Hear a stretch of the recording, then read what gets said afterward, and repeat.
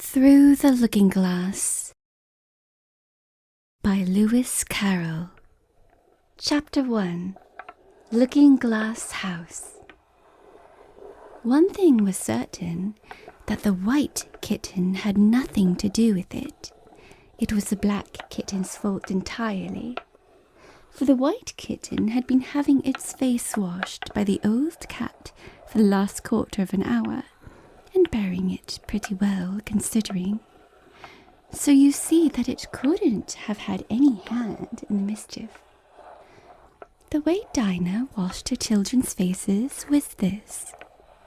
First she held the poor thing down by its ear with one paw, and then with the other paw she rubbed its face all over, the wrong way, beginning at the nose.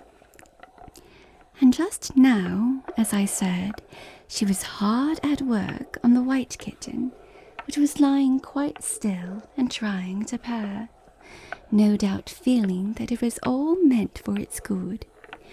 But the black kitten had been finished with earlier in the afternoon, and so, while Alice was sitting curled up in a corner of the great armchair, half talking to herself and half asleep, the kitten had been having a grand game of romps with a ball of worsted Alice had been trying to wind up, and had been rolling it up and down till it had come all undone again. And there it was, spread over the hearthrug, all knots and tangles, with the kitten running after its own tail in the middle. "Oh, you wicked little thing!" cried Alice, catching up the kitten and giving it a little kiss to make it understand that it was in disgrace. "Really, Dinah ought to have taught you better manners. You ought, Dinah, you know you ought," she added, looking reproachfully at the old cat and speaking in as cross a voice as she could manage. And then she scrambled back into the armchair, taking the kitten and the worsted with her, and began winding up the ball again. But she didn't get on very fast, as she was talking all the time, sometimes to the kitten and sometimes to herself. Kitty sat very demurely on her knee, pretending to watch the progress of the winding, and now and then putting out one paw and gently touching the ball, as if it would be glad to help if it might. "Do you know what tomorrow is, Kitty?" Alice began. "You'd have guessed if you had been up in the window with me, only Dinah was making you tidy, so you couldn't. I was watching the boys getting in sticks for the bonfire, and it wants plenty of sticks, Kitty. Only it got so cold, and it snowed so they had to leave off. Never mind, Kitty, we'll go and see the bonfire tomorrow." Here Alice wound 2 or 3 turns of the worsted round the kitten's neck, just to see how it would look. This led to a scramble, in which the ball rolled down upon the floor, and yards of it got unwound again. "Do you know, I was so angry, Kitty," Alice went on as soon as they were comfortably settled again, "when I saw all the mischief you had been doing. I was very nearly opening the window and putting you out into the snow. And you'd have deserved it, you mischievous darling. What have you got to say for yourself? Now, don't interrupt me," she went on, holding up one finger. "I'm going to tell you all your faults. Number 1, you squeaked twice while Dinah was washing your face this morning. Now, you can't deny it, Kitty. I heard you. What's that you say?" Pretending that the kitten was speaking. "Her paw went into your eye. Well, that's your fault for keeping your eyes open. If you'd shut them tight up, it wouldn't have happened. Now, don't make any more excuses, but listen. Number 2, you pulled Snowdrop away by the tail just as I had put down the saucer of milk before her. What, you were thirsty, were you? How do you know she wasn't thirsty too? Now, for number 3, you unwound every bit of the worsted while I wasn't looking. That's 3 faults, Kitty, and you've not been punished for any of them yet. You know I'm saving up all your punishments for Wednesday week. Suppose they had saved up all my punishments, she went on, talking more to herself than the kitten. What would they do at the end of a year? I should be sent to prison, I suppose, when the day came. Or, let me see. Suppose each punishment was going to be without a dinner. Then, when the miserable day came, I should have to go without 50 dinners at once. Well, I shouldn't mind that much. I'd far rather go without them than eat them. Do you hear the snow against the window panes, Kitty? How nice and soft it sounds, just as if someone was kissing the window all over outside. I wonder if the snow loves the trees and fields, that it kisses them so gently. And then it covers them up snug, you know, with a white quilt. And perhaps it says, "Go to sleep, darlings, till the summer comes again." And when they wake up in the summer, Kitty, they dress themselves all in green and dance about whenever the wind blows. Oh, that's very pretty, cried Alice, dropping the ball of worsted to clap her hands. And I do so wish it was true. I'm sure the woods look sleepy in the autumn when the leaves are getting blown. Kitty, can you play chess? Now, don't smile, my dear. I'm asking it seriously. Because when we were playing just now, you watched just as if you understood it. And when I said check, you purred. Well, it was a nice check, Kitty. And really, I might have won if it hadn't been for that nasty knight that came wiggling down among my pieces. Kitty dear, let's pretend. And here I wish I could tell you half the things Alice used to say, beginning with her favourite phrase, let's pretend. She had had quite a long argument with her sister only the day before. All because Alice had begun with, let's pretend we're kings and queens. And her sister, who liked being very exact, had argued that they couldn't because there were only 2 of them. And Alice had been reduced at last to say, well, you can be one of them then, and I'll be all the rest. And once she had really frightened her old nurse by shouting suddenly in her ear, Nurse, let's do pretend that I'm a hungry hyena and you're a bone. But this is taking us away from Alice's speech to the kitten. Let's pretend you're the Red Queen, Kitty. Do you know, I think if you sat up and folded your arms, you'd look exactly like her. Now do try, there's a dear. And Alice got the Red Queen off the table and set it up before the kitten as a model for it to imitate. However, the thing didn't succeed, principally, Alice said, because the kitten wouldn't fold its arms properly. So, to punish it, she held it up to the looking-glass, that it might see how sulky it was. And if you're not good directly, she added, I'll put you through the looking-glass house. How would you like that? Now, if you'll only attend, Kitty, and not talk so much, I'll tell you all my ideas about looking-glass house. First, there's the room you can see through the glass. That's just the same as our drawing room, only the things go the other way. I can see all of it when I get upon a chair, all but the bit behind the fireplace. Oh, I do so wish I could see that bit. I want so much to know whether they've a fire in the winter. You never can tell, you know, unless our fire smokes, and then smoke comes up in that room too. But that may be only pretense, just to make it look as if they've had a fire.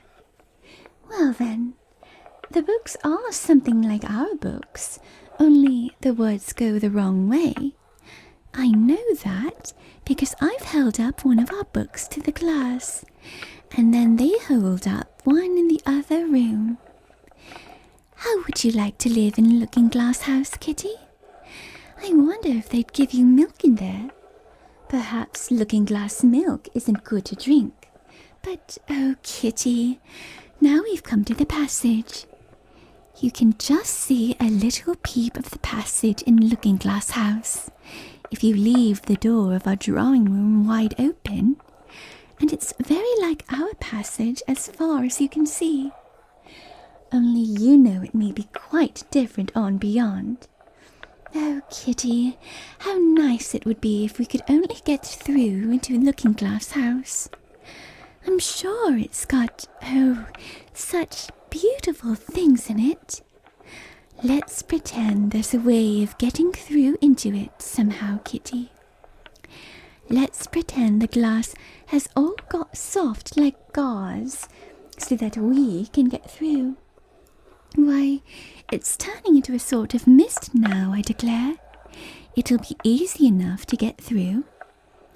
She was up on the chimney piece while she said this, though she hardly knew how she had got there. And certainly the glass was beginning to melt away, just like a bright silvery mist. In another moment, Alice was through the glass and had jumped lightly down into the looking-glass room. The very first thing she did was to look whether there was a fire in the fireplace, and she was quite pleased to find that there was a real one blazing away as brightly as the one she had left behind. So I shall be as warm here as I was in the old room, thought Alice. Warmer, in fact, because there'll be no one here to scold me away from the fire. Oh, what fun it'll be when they see me through the glass in here and can't get at me. Then she began looking about and noticed that what could be seen from the old room was quite common and uninteresting, but that all the rest was as different as possible. For instance, the pictures on the wall next to the fire seemed to be all alive, and the very clock on the chimney piece, you know you can only see the back of it in the looking-glass, had got the face of a little old man and grinned at her. They don't keep this room so tidy as the other, Alice thought to herself, as she noticed several of the chessmen down in the hearth among the cinders. But in another moment, with a little "oh" of surprise, she was down on her hands and knees watching them. The chessmen were walking about, two and two. "Here are the Red Queen and the Red King," Alice said, in a whisper, for fear of frightening them. "And there are the White King and the White Queen sitting on the edge of the shovel. And here are the two castles walking arm in arm. I don't think they can hear me," she went on, as she put her head closer down. "And I'm nearly sure they can't see me. I feel somehow as if I were invisible." Here something began squeaking on the table behind Alice, and made her turn her head just in time to see one of the white pawns roll over and begin kicking. She watched it with great curiosity to see what would happen next. "It is the voice of my child," the Queen cried out as she rushed past the King, so violently that she knocked him over among the cinders. "My precious Lily, my imperial kitten." And she began scrambling wildly up the side of the fender. "Imperial fiddlestick," said the king, rubbing his nose, which had been hurt by the fall. He had a right to be a little annoyed with the queen, for he was covered with ashes from head to foot. Alice was very anxious to be of use, and, as the poor little Lily was nearly screaming herself into a fit, she hastily picked up the queen and set her on the table by the side of her noisy little daughter. The queen gasped and sat down. The rapid journey through the air had quite taken away her breath, and for a minute or two she could do nothing but hug the little Lily in silence. As soon as she had recovered her breath a little, she called out to the White King, who was sitting sulkily among the ashes, "Mind the volcano?" "What volcano?" said the king, looking up anxiously into the fire, as if he thought that was the most likely place to find one. "Blew me up," panted the queen, who was still a little out of breath. "Mind you come up the regular way. Don't get blown up." Alice watched the White King as he slowly struggled up from bar to bar, till at last she said, "Why, you'll be hours and hours getting to the table at that rate. I'd far better help you, hadn't I?" But the king took no notice of the question. It was quite clear that he could neither hear her nor see her. So Alice picked him up very gently and lifted him across more slowly than she had lifted the queen, that she mightn't take his breath away. But before she put him on the table, she thought she might as well dust him a little. He was so covered with ashes. She said afterwards that she had never seen in all her life such a face as the king made when he found himself held in the air by an invisible hand and being dusted. He was far too much astonished to cry out, but his eyes and his mouth went on getting larger and larger, and rounder, till her hand shook so with laughing that she nearly let him drop upon the floor. "Oh, please don't make such faces, my dear," she cried out, quite forgetting that the king couldn't hear her. "You make me laugh so that I can hardly hold you. And don't keep your mouth so wide open, or the ashes will get into it. There, now I think you're tidy enough," she added, as she smoothed his hair and set him upon the table near the queen. The king immediately fell flat on his back and lay perfectly still, and Alice was a little alarmed at what she had done, and went round the room to see if she could find any water to throw over him. However, she could find nothing but a bottle of ink, and when she got back with it, she found he had recovered, and he and the queen were talking together in a frightened whisper, so low that Alice could hardly hear what they said. The king was saying, "I assure you, my dear, I turned cold to the very ends of my whiskers." To which the queen replied, "You haven't got any whiskers." "The horror of that moment," the king went on, "I shall never, never forget." "You will, though," the queen said, "if you don't make a memorandum of it." Alice looked on with great interest as the king took an enormous memorandum book out of his pocket and began writing. A sudden thought struck her, and she took hold of the end of the pencil, which came some way over his shoulder, and began writing for him. The poor king looked puzzled and unhappy, and struggled with the pencil for some time without saying anything. But Alice was too strong for him, and at last he panted out, "My dear, I really must get a thinner pencil. I can't manage this one a bit. It writes all manner of things that I don't intend." "What manner of things?" said the Queen, looking over the book, in which Alice had put, "The White Knight is sliding down the poker. He balances very badly." "That's not a memorandum of your feelings."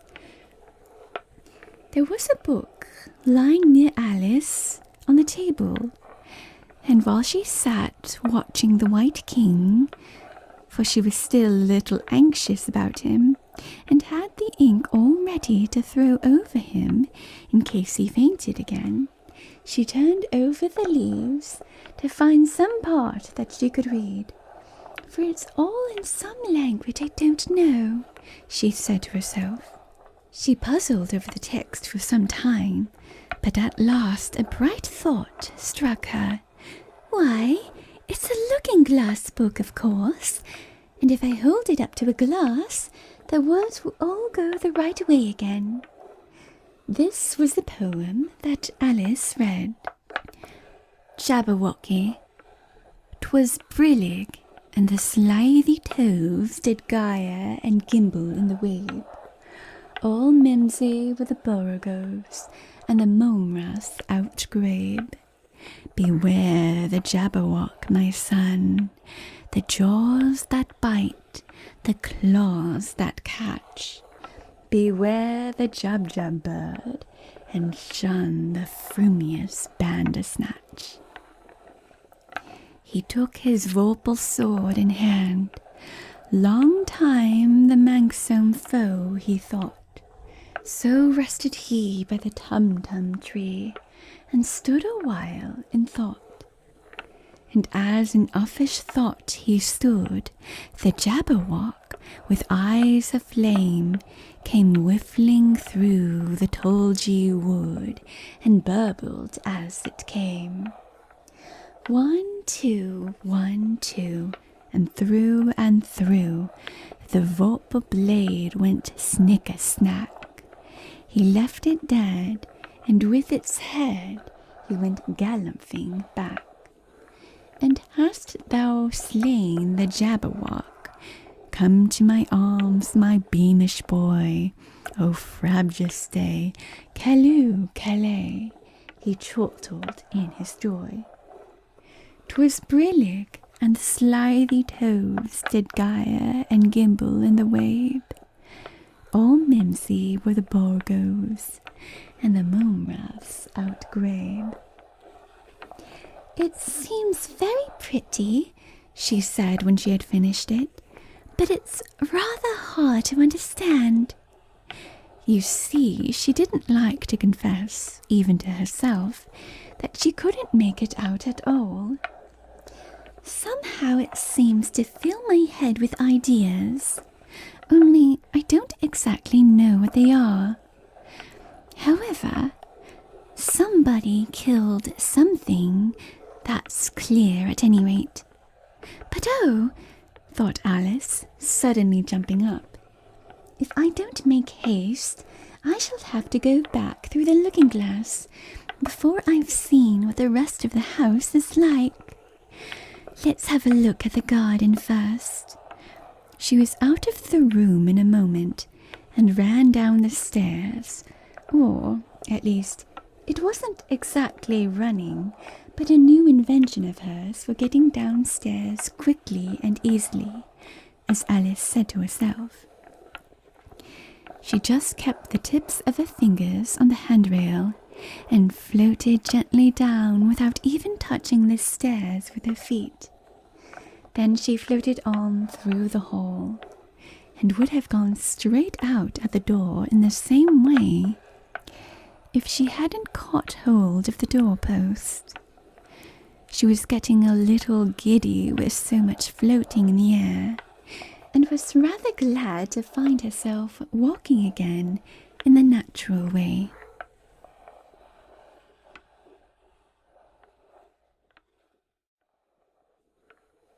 Chapter 2. The Garden of Live Flowers. "I should see the garden far better," said Alice to herself, "if I could get to the top of that hill. And here's a path that leads straight to it. At least, No, it doesn't do that. After going a few yards along the path and turning several sharp corners, but I suppose it will at last. But how curiously it twists. It's more like a corkscrew than a path. Well, this turn goes to the hill, I suppose. No, it doesn't.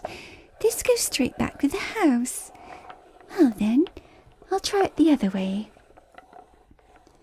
And so she did, wandering up and down and trying turn after turn, but always coming back to the house, do what she would. Indeed, once, when she turned a corner rather more quickly than usual, she ran against it before she could stop herself. "It's no use talking about it," Alice said, looking up at the house and pretending it was arguing with her. "I'm not going in again. I know I should have to get through the looking glass again, back into the old room, and that'd be an end of all my adventures." So, resolutely turning her back upon the house, she set out once more down the path, determined to keep straight on till she got to the hill. For a few minutes all went on well, and she was just saying, "I really shall do it this time," when the path gave a sudden twist and shook itself, as she described it afterwards. And the next moment she found herself actually walking in at the door.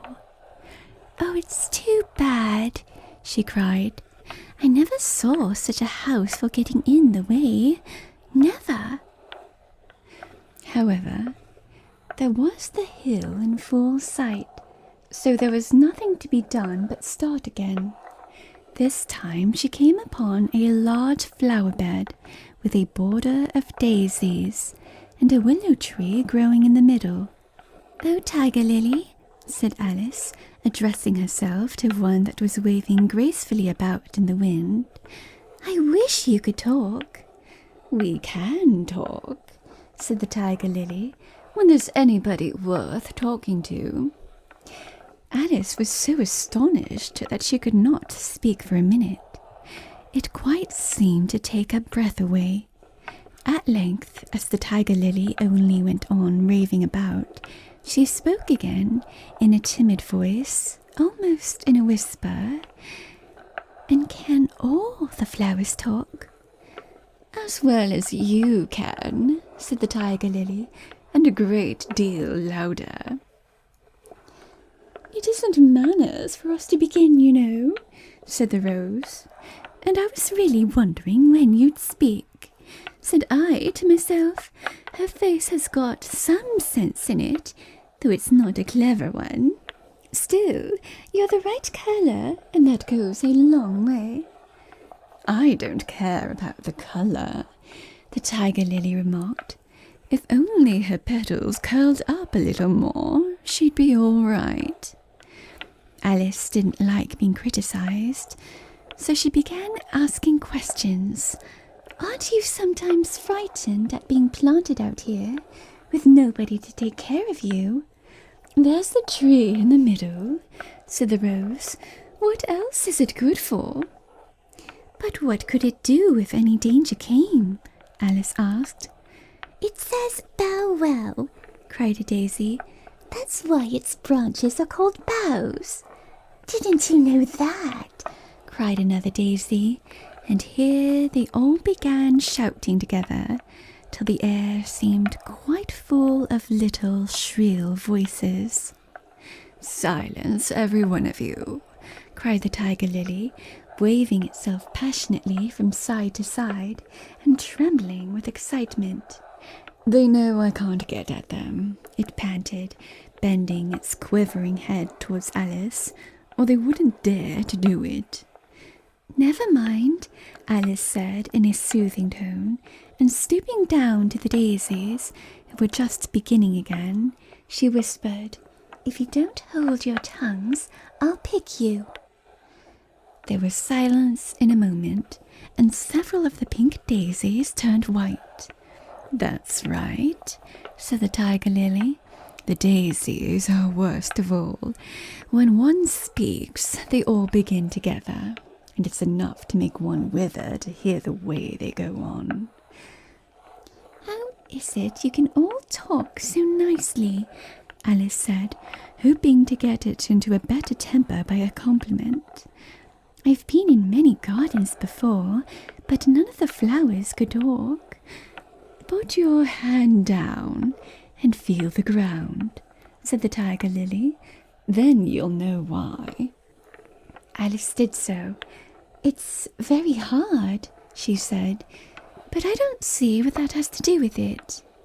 In most gardens, the tiger lily said, they make the beds too soft, so that the flowers are always asleep. This sounded a very good reason, and Alice was quite pleased to know it. I never thought of that before, she said. It's my opinion that you never think at all, the rose said in a rather severe tone.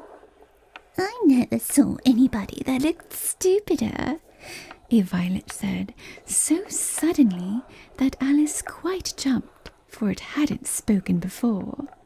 Hold your tongue, cried the tiger lily, as if you ever saw anybody. You keep your head under the leaves and snore away there, till you know no more what's going on in the world than if you were a bud. Are there any more people in the garden besides me? Alice said, not choosing to notice the rose's last remark. There's one other flower in the garden that can move about like you, said the rose. I wonder how you do it. You're always wondering, said the tiger lily, but she's more bushy than you are. Is she like me? Alice asked eagerly, for the thought crossed her mind. There's another little girl in the garden somewhere. Well, she has the same awkward shape as you, the rose said, but she's redder, and her petals are shorter, I think.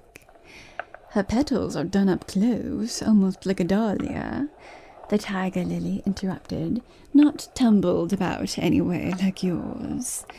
But that's not your fault, the rose added kindly. You're beginning to fade, you know. And then one can't help one's petals getting a little untidy. Alice didn't like this idea at all.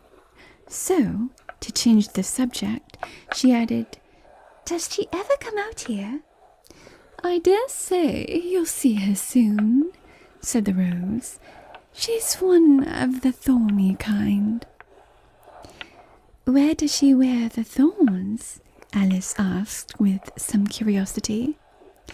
Why, all round her head, of course, the rose replied.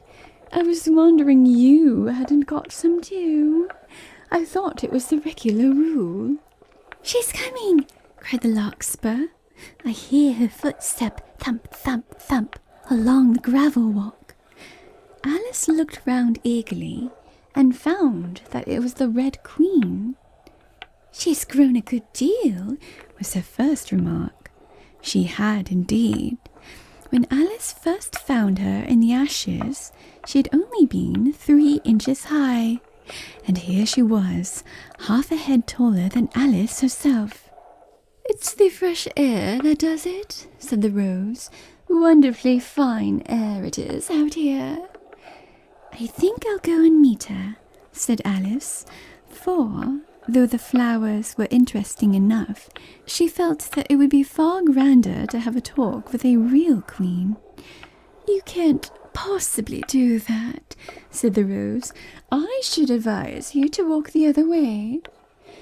This sounded nonsense to Alice, so she said nothing, but set off at once towards the Red Queen. To her surprise, she lost sight of her in a moment, and found herself walking in at the front door again. A little provoked, she drew back, and after looking everywhere for the Queen, whom she spied out at last a long way off, she thought she would try the plan, this time, of walking in the opposite direction. It succeeded beautifully. She had not been walking a minute before she found herself face to face with the Red Queen, and in full sight of the hill she had been so long aiming at. "Where do you come from?" said the Queen. "And where are you going? Look up, speak nicely, and don't twiddle your fingers all the time." Alice attended to all these directions and explained, as well as she could, that she had lost her way. "I don't know what you mean by your way," said the Queen. "All the ways about here belong to me. But why did you come out here at all?" she added in a kinder tone. "Curtsy while you're thinking of what to say. It saves time." Alice wondered a little at this, but she was too much in awe of the Queen to disbelieve it. "I'll try it when I go home," she thought to herself. "The next time I'm a little late for dinner." "It's time for you to answer now," the Queen said, looking at her watch. "Open your mouth a little wider when you speak, and always say, 'Your Majesty.'" "I only wanted to see what the garden was like, Your Majesty." "That's right," said the Queen, patting her on the head, which Alice didn't like at all. "Though, when you say garden, I've seen gardens compared with which this would be a wilderness." Alice didn't dare to argue the point, but went on. "And I thought I'd try and find my way to the top of that hill." "When you say hill," the Queen interrupted, "I could show you hills, in comparison with which you'd call that a valley." "No, I shouldn't," said Alice, surprised into contradicting her at last. "A hill can't be a valley, you know. That would be nonsense." The Red Queen shook her head. "You may call it nonsense if you like," she said, "but I've heard nonsense, compared with which that would be as sensible as a dictionary." Alice curtsied again, as she was afraid from the Queen's tone that she was a little offended, and they walked on in silence till they got to the top of the little hill. For some minutes Alice stood without speaking, looking out in all directions over the country. And a most curious country it was.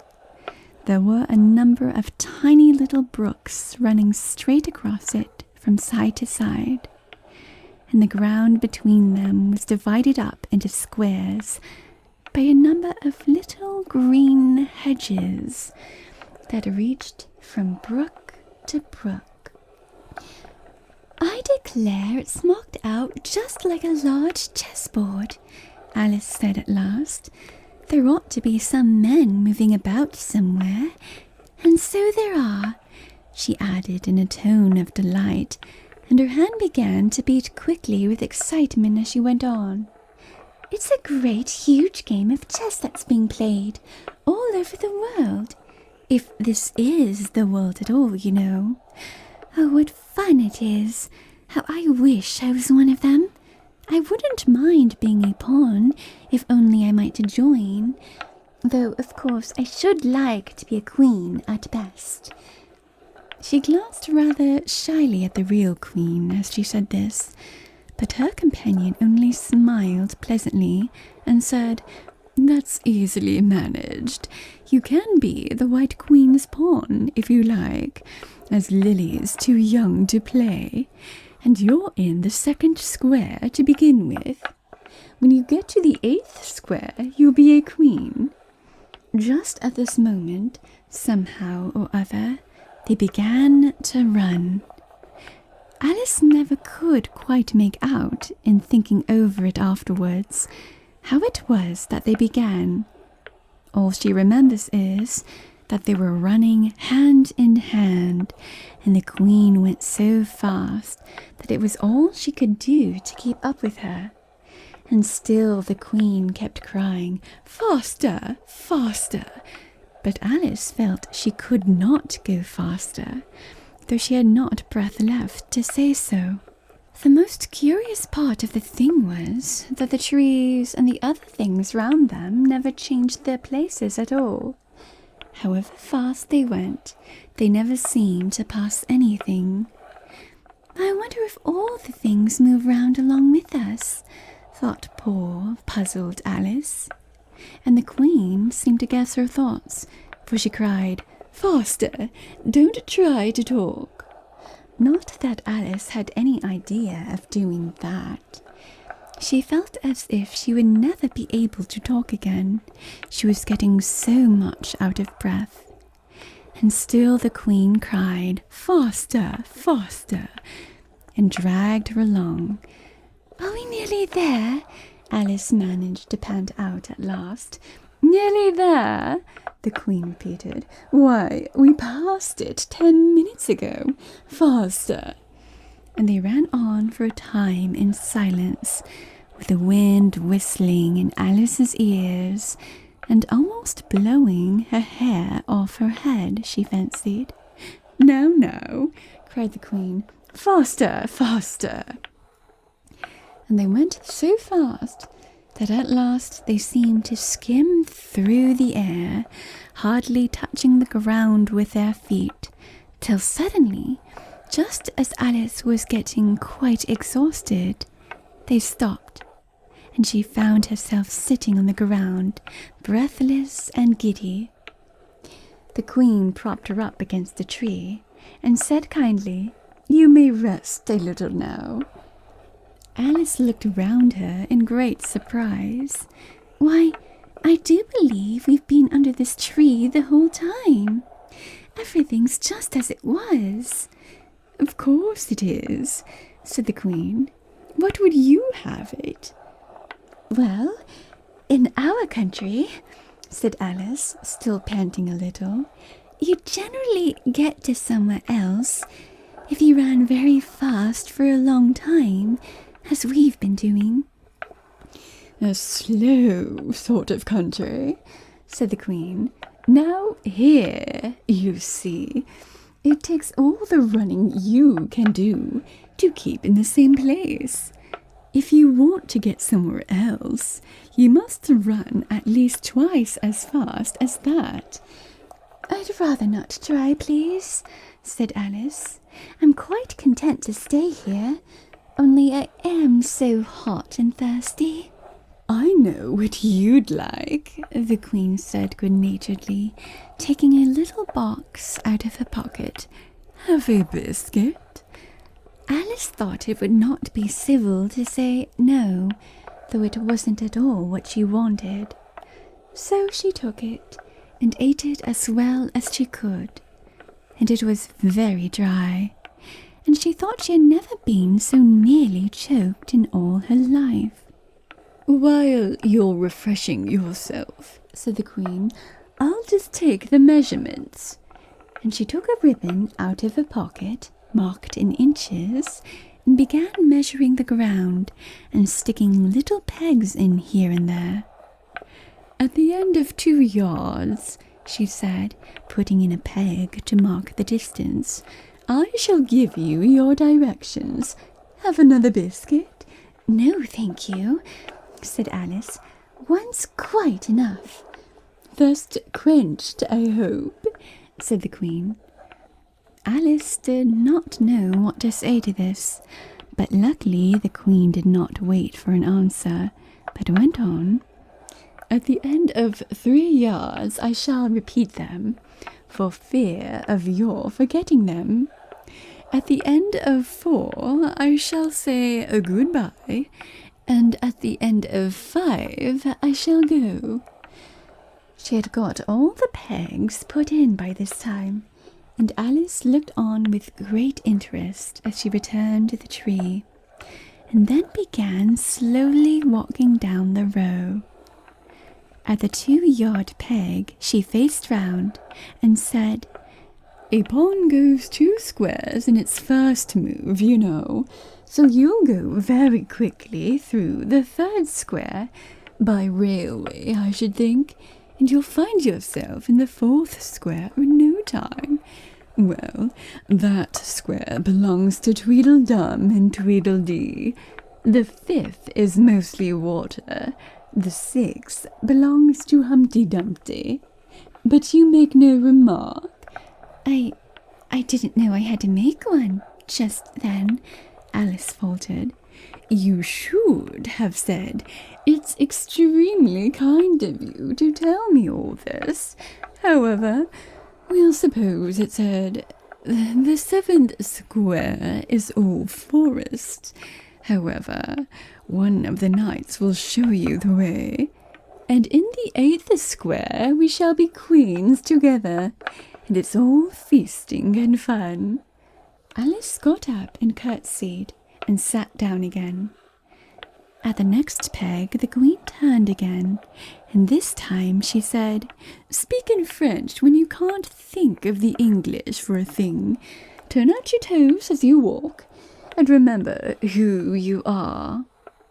She did not wait for Alice to curtsy this time, but walked on quickly to the next peg, where she turned for a moment to say "Goodbye," and then hurried on to the last. How it happened, Alice never knew, but exactly as she came to the last peg, she was gone. Whether she vanished into the air, or whether she ran quickly into the wood, and she can run very fast, thought Alice. There was no way of guessing, but she was gone. And Alice began to remember that she was a pawn, and that it would soon be time for her to move.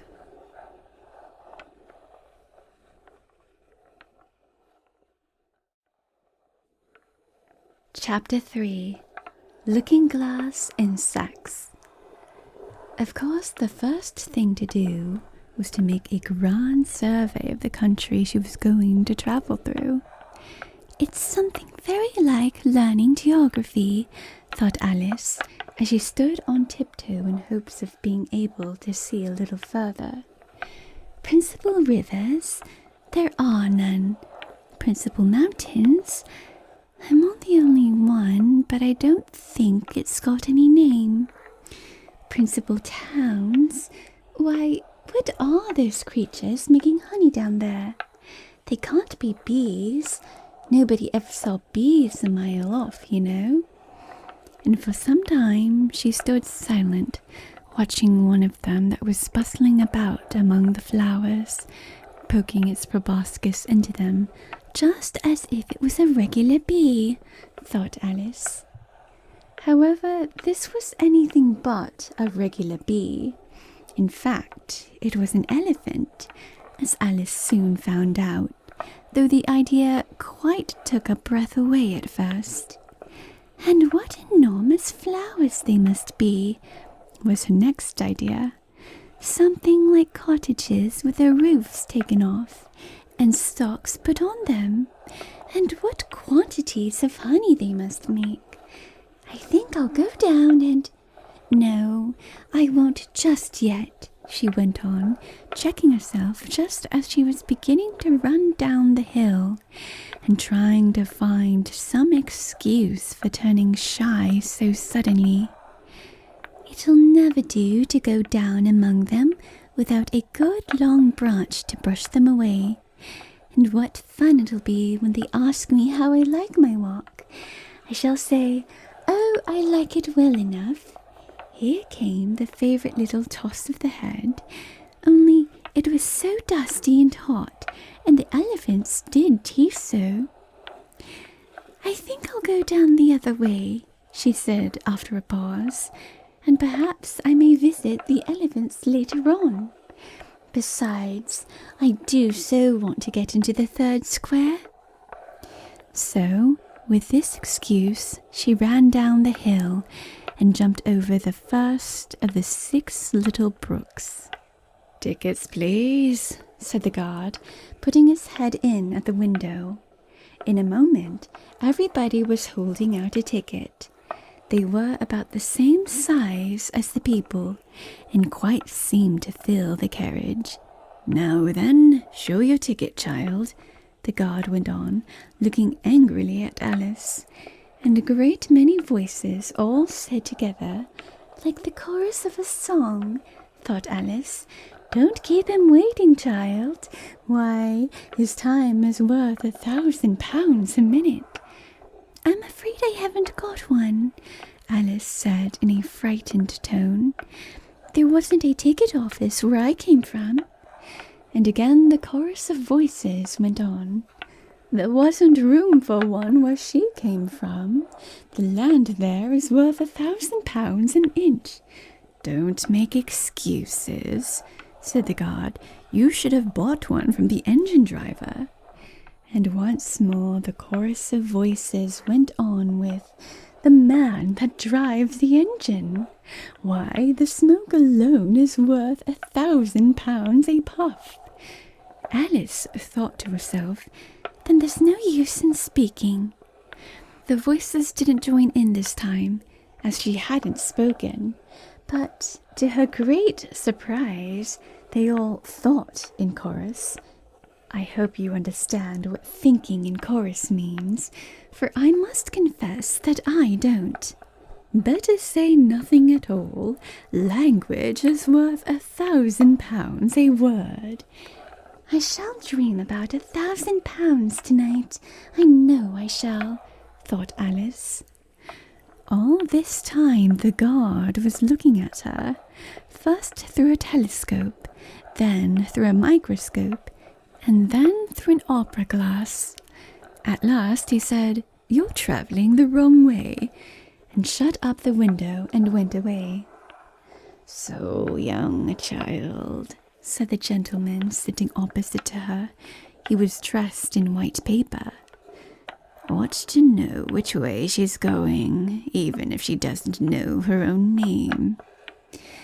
A goat that was sitting next to the gentleman in white shut his eyes and said in a loud voice, "She ought to know her way to the ticket office, even if she doesn't know her alphabet." There was a beetle sitting next to the goat. It was a very queer carriage full of passengers altogether, and as the rule seemed to be that they should all speak in turn, he went on with, "She'll have to go back from here as luggage." Alice couldn't see who was sitting beyond the beetle, but a hoarse voice spoke next. "Change engines," it said, and was obliged to leave off. "It sounds like a horse," Alice thought to herself, and an extremely small voice close to her ear said, "He might make a joke on that, something about horse and horse, you know." Then a very gentle voice in the distance said, "She must be labelled lass with care, you know." And after that, other voices went on. "What a number of people there are in the carriage," thought Alice, saying, "She must go by post, as she's got a head on her. She must be sent as a message by the telegraph. She must draw the train herself the rest of the way," and so on. But the gentleman dressed in white paper leaned forwards and whispered in her ear, "Never mind what they all say, my dear, but take a return ticket every time the train stops." "Indeed I shan't," Alice said, rather impatiently. "I don't belong to this railway journey at all. I was in a wood just now, and I wish I could get back there." "You might make a joke on that," said the little voice close to her ear. "Something about you would if you could, you know." "Don't tease so," said Alice, looking about in vain to see where the voice came from. "If you're so anxious to have a joke made, why don't you make one yourself?" The little voice sighed deeply. It was very unhappy, evidently, and Alice would have said something pitying to comfort it. If it would only sigh like other people, she thought. But this was such a wonderfully small sigh that she wouldn't have heard it at all, if it hadn't come quite close to her ear. The consequence of this was that it tickled her ear very much, and quite took off her thoughts from the unhappiness of the poor little creature. "I know you are a friend," the little insect went on. "A dear friend, and an old friend. And you won't hurt me, though I am an insect." "What kind of insect?" Alice inquired a little anxiously. What she really wanted to know was whether it could sting or not, but she thought this wouldn't be quite a civil question to ask. "What, then you don't?" the little voice began, when it was drowned by a shrill scream from the engine, and everybody jumped up in alarm, Alice among the rest. The horse, who had put his head out of the window, quietly drew it in and said, "It's only a brook we have to jump over." Everybody seemed satisfied with this, though Alice felt a little nervous at the idea of trains jumping at all. "However, it'll take us into the 4th square. That's some comfort," she said to herself. In another moment, she felt the carriage rise straight up into the air, and in her fright she caught at the thing nearest to her hand, which happened to be the goat's beard. But the beard seemed to melt away as she touched it, and she found herself sitting quietly under a tree, while the gnat, for that was the insect she had been talking to, was balancing itself on a twig just over her head and fanning her with its wings. It certainly was a very large gnat, about the size of a chicken, Alice thought. Still, she couldn't feel nervous with it, after all they had been talking together so long.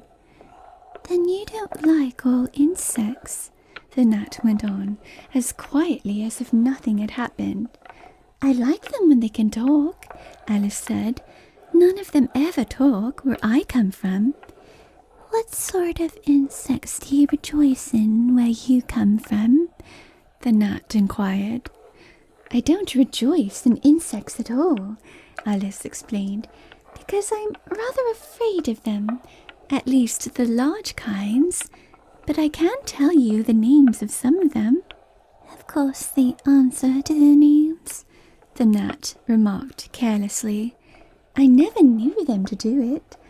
"What's the use of having their names," the gnat said, "if they won't answer to them?" "No use to them," said Alice, "but it's useful to the people who named them, I suppose.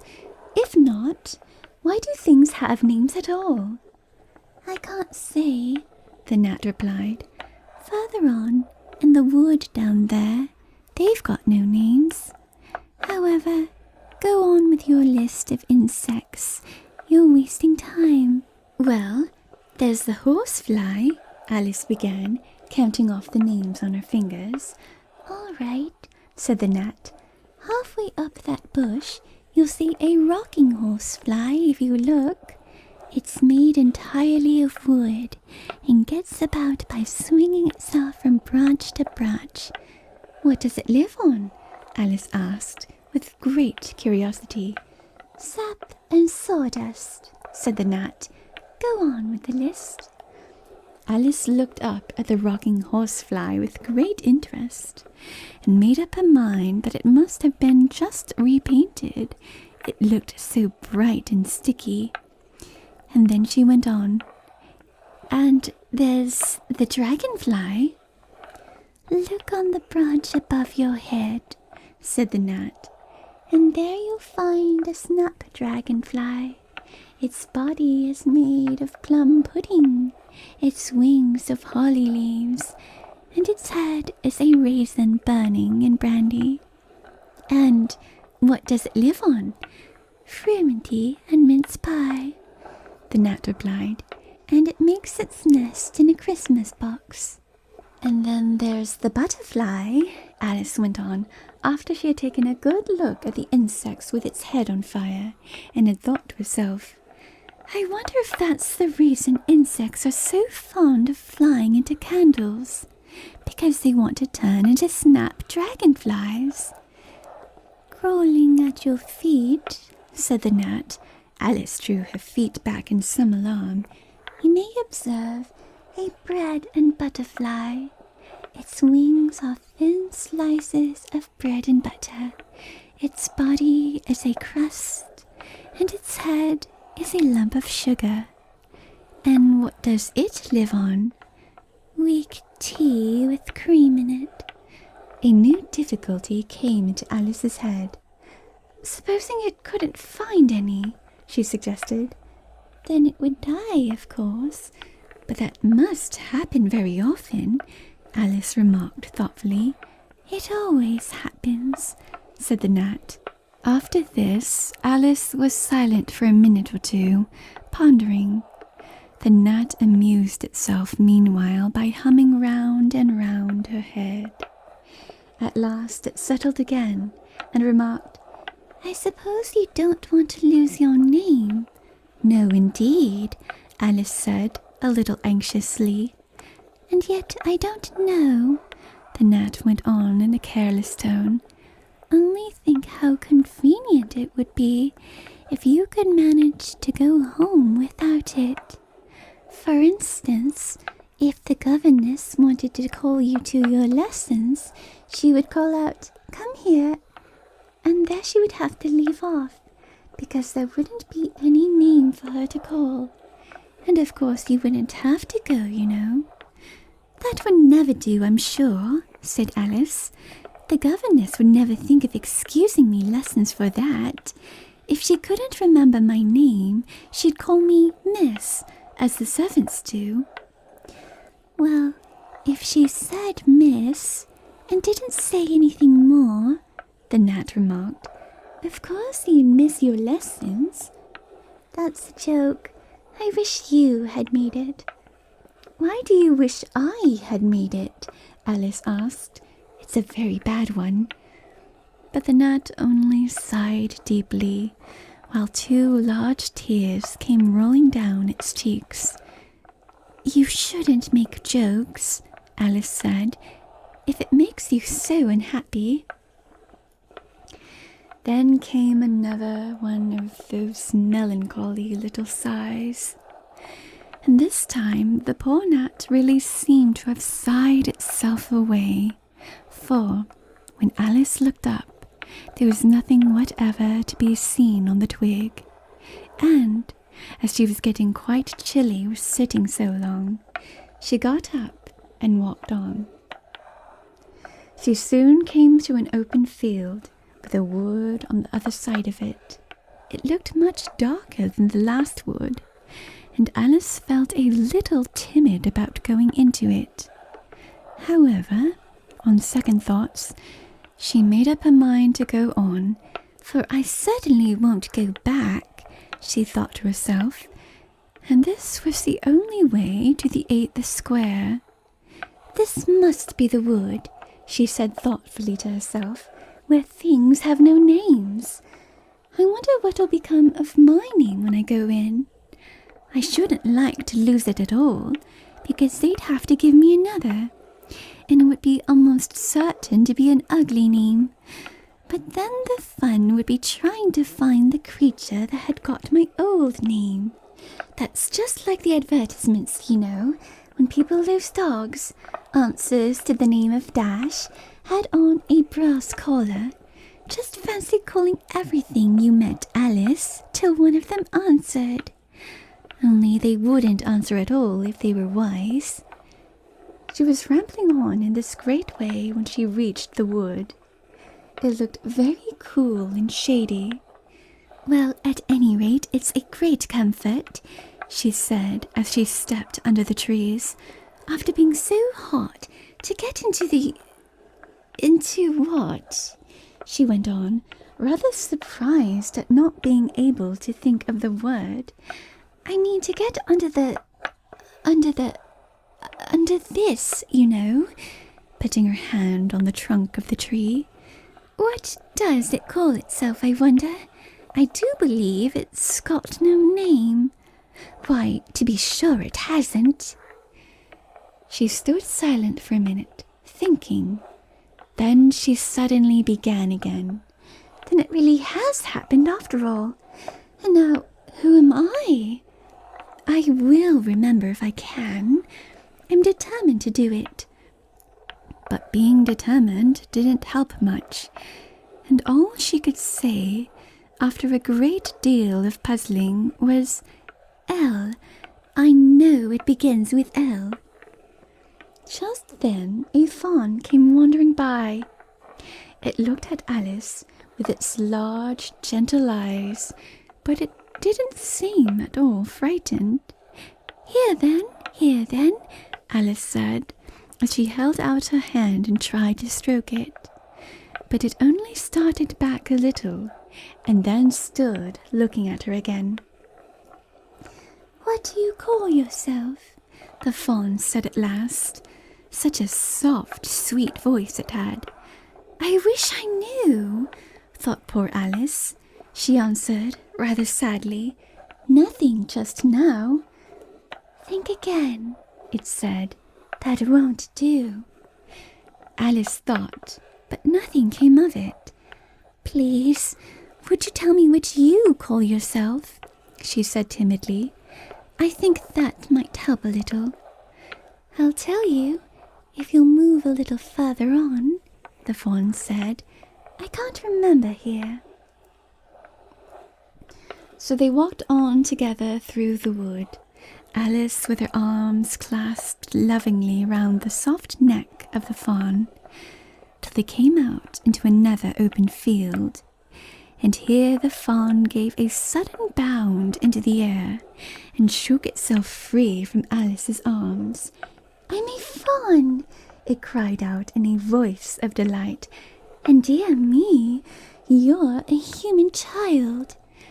A sudden look of alarm came into its beautiful brown eyes, and in another moment it had darted away at full speed. Alice stood looking after it, almost ready to cry with vexation at having lost her dear little fellow traveller so suddenly. "However, I know my name now," she said. "That's some comfort. Alice, Alice. I won't forget it again. And now, which of these finger posts ought I to follow, I wonder?" It was not a very difficult question to answer, as there was only one road through the wood, and the two finger posts both pointed along it.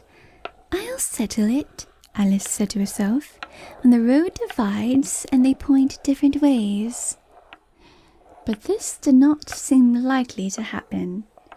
She went on and on a long way, but wherever the road divided, there were sure to be two finger posts pointing in the same way, one marked to Tweedledum's house, and the other to the house of Tweedledee.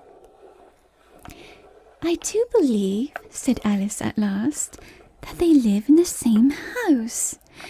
I wonder I never thought of that before. But I can't stay there long. I'll just call and say, 'How do you do?' and ask them the way out of the wood.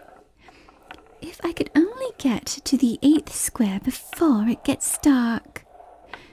So she wandered on, talking to herself as she went, till, on turning a sharp corner, she came upon two little fat men, so suddenly that she could not help starting back.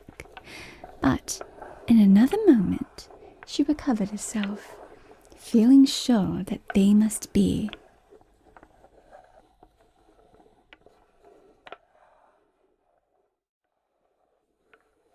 Chapter 4. Tweedledum and Tweedledee. They were standing under a tree, each with an arm round the other's neck, and Alice knew which was which in a moment, because one of them had Dum embroidered on his collar, and the other Dee. "I suppose they've each got a Tweedle round the back of the collar," she said to herself. They stood so still that she quite forgot they were alive. She was just looking round to see if the word Tweedle was written at the back of each collar, when she was startled by a voice coming from the one marked Dumb. "If you think we're waxworks," he said, "you ought to pay, you know. Waxworks weren't made to be looked at for nothing nohow." "Contrariwise," added the one marked D, "if you think we're alive, you ought to speak." "I'm sure I'm very sorry," was all Alice could say, for the words of the old song kept ringing through her head like the ticking of a clock, and she could hardly help saying them out loud. Tweedledum and Tweedledee agreed to have a battle, for Tweedledum said Tweedledee had spoiled his nice new rattle. Just then flew down a monstrous crow, as black as a tar barrel, which frightened both the heroes so they quite forgot their quarrel. "I know what you're thinking about," said Tweedledum, "but it isn't so, nohow. Contrariwise," continued Tweedledee, "if it was so, it might be, and if it were so, it would be. But as it isn't, it ain't. That's logic." "I was thinking," Alice said very politely, "which is the best way out of this wood? It's getting so dark. Would you tell me, please?" But the little men only looked at each other and grinned. They so looked exactly like a couple of great schoolboys that Alice couldn't help pointing her finger at Tweedledum and saying, "First boy." "No-how," Tweedledum cried out briskly and shut his mouth up again with a snap.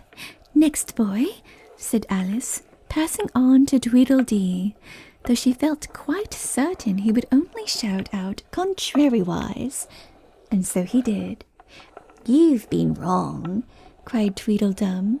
"The first thing in a visit is to say, 'How do you do?' and shake hands." And here the two brothers gave each other a hug, and then they held out the two hands that were free to shake hands with her. Alice did not like shaking hands with either of them first, for fear of hurting the other one's feelings. So, as the best way out of the difficulty, she took hold of both hands at once. The next moment they were dancing round in a ring. This seemed quite natural, she remembered afterwards, and she was not even surprised to hear music playing. It seemed to come from the tree under which they were dancing, and it was done, as well as she could make out, by the branches rubbing one across the other, like fiddles and fiddlesticks. "But it certainly was funny," Alice said afterwards, when she was telling her sister the history of all this, "to find myself singing 'Here We Go Round the Mulberry Bush.' I don't know when I began it, but somehow I felt as if I'd been singing it for a long, long time." The other two dancers were fat and very soon out of breath. "4 times round is enough for one dance," Tweedledum panted out, and they left off dancing as suddenly as they had begun. The music stopped at the same moment. Then they let go of Alice's hands and stood looking at her for a minute. There was a rather awkward pause, as Alice didn't know how to begin a conversation with people she had just been dancing with. "It would never do to say, 'How do you do now?'" she said to herself. "We seem to have got beyond that somehow." "I hope you're not much tired," she said at last. "No-how, and thank you very much for asking," said Tweedledum. "So much obliged," added Tweedledee. "You like poetry?" Yes, pretty well. Some poetry," Alice said doubtfully. "Would you tell me which road leads out of the wood?" "What shall I repeat to her?" said Tweedledee, looking round at Tweedledum with great solemn eyes, and not noticing Alice's question. The walrus and the carpenter is the longest, Tweedledum replied, giving his brother an affectionate hug. Tweedledee began instantly. The sun was shining. Here Alice ventured to interrupt him. If it's very long, she said, as politely as she could, would you please tell me first which road? Tweedledee smiled gently and began again. The sun was shining on the sea, shining with all his might. He did his very best to make the billows smooth and bright. And this was odd because it was the middle of the night. The moon was shining sulkily because she thought the sun had got no business to be there after the day was done. It's very rude of him, she said, to come and spoil the fun. The sea was as wet could be, the sounds were dry as dry. You could not see a cloud because no cloud was in the sky. No birds were flying overhead, there were no birds to fly. The walrus and the carpenter were walking close at hand. They wept like anything to see such quantities of sand. If this were only cleared away, they said, it would be grand. If 7 maids with 7 mops swept it for half a year, do you suppose, the walrus said, that they could get it clear? I doubt it, said the carpenter, and shed a bitter tear. Oh, oysters, come and walk with us, the walrus did beseech. A pleasant walk, a pleasant talk, along the briny beach. We cannot do with more than 4 to give a hand to each. The eldest oyster looked at him, but never a word he said. The eldest oyster winked his eye and shook his heavy head, meaning to say he did not choose to leave the oyster bed. But 4 young oysters hurried up, all eager for the treat. Their coats were brushed, their faces washed, their shoes clean and neat. And this was odd because, they hadn't any feet.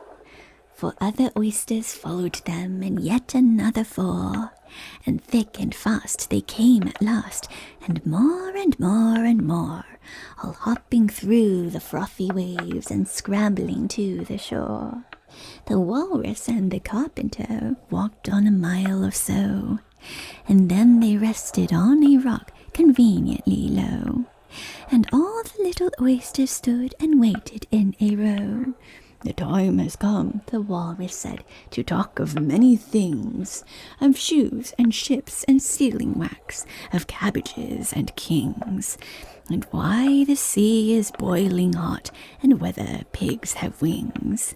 But wait a bit, the oysters cried, before we have our chat, for some of us are out of breath, and all of us are fat. No hurry, said the carpenter. They thanked him much for that. A loaf of bread, the walrus said, is what we chiefly need. Pepper and vinegar beside are very good indeed. Now, if you're ready, oysters dear, we can begin to feed. But not on us, the oysters cried, turning a little blue. After such kindness, that would be a dismal thing to do.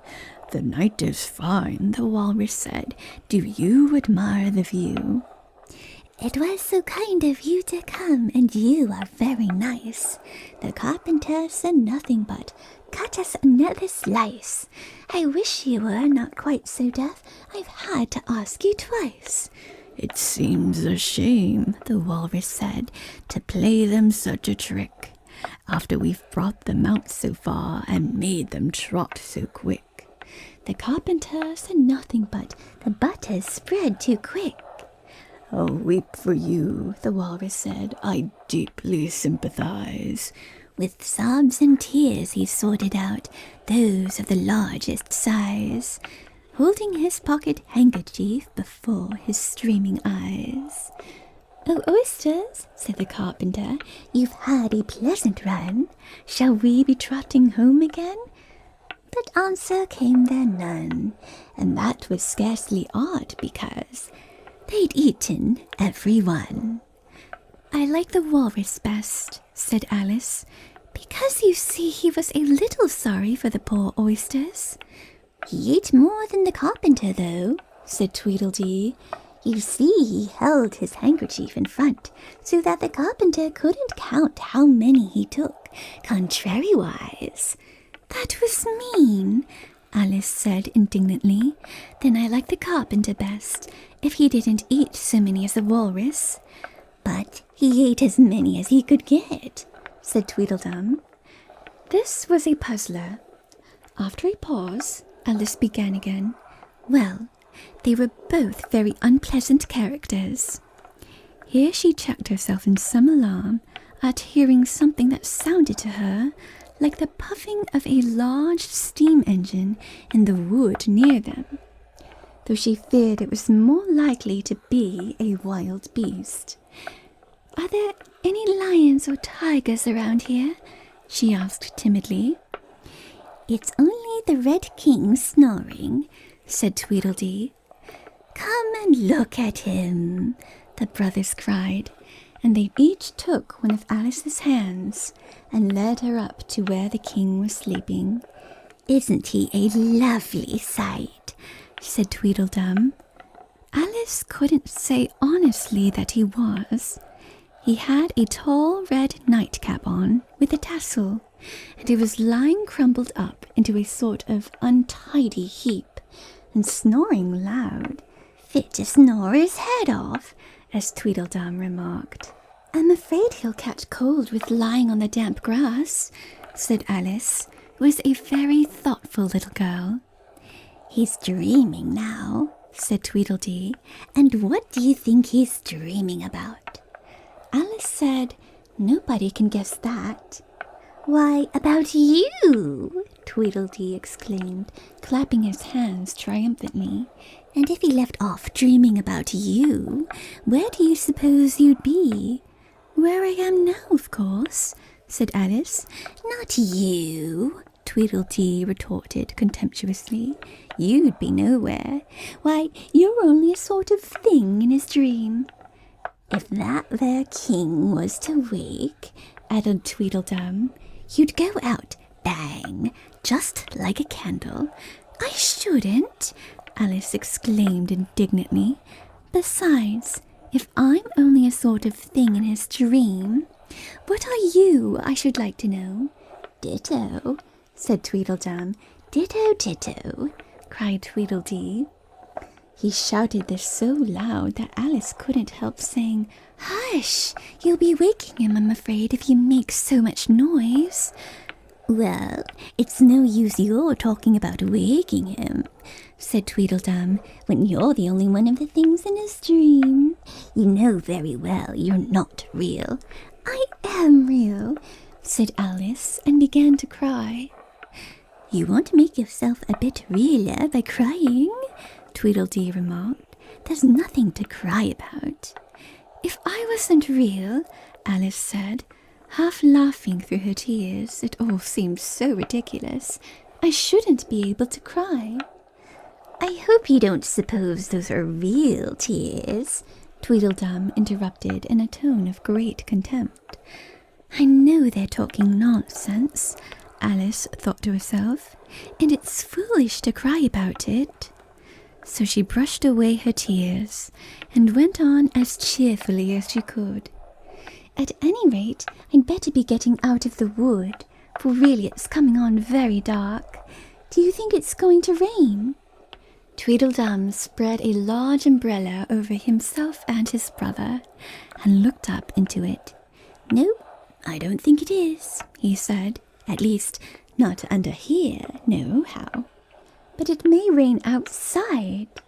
It may, if it chooses, said Tweedledee. We've no objection, contrariwise. Selfish things, thought Alice, and she was just going to say good night and leave them, when Tweedledum sprang out from under the umbrella and seized her by the wrist. Do you see that? he said in a voice choking with passion, and his eyes grew large and yellow all in a moment as he pointed with a trembling finger at a small white thing under the tree. "It's only a rattle," Alice said after a careful examination of the little white thing. "Not a rattlesnake, you know," she added hastily, thinking that he was frightened. "Only an old rattle, quite old and broken." "I knew it was," cried Tweedledum, beginning to stamp about wildly and tear his hair. "It's spoilt, of course." Here he looked at Tweedledee, who immediately sat down on the ground and tried to hide himself under the umbrella.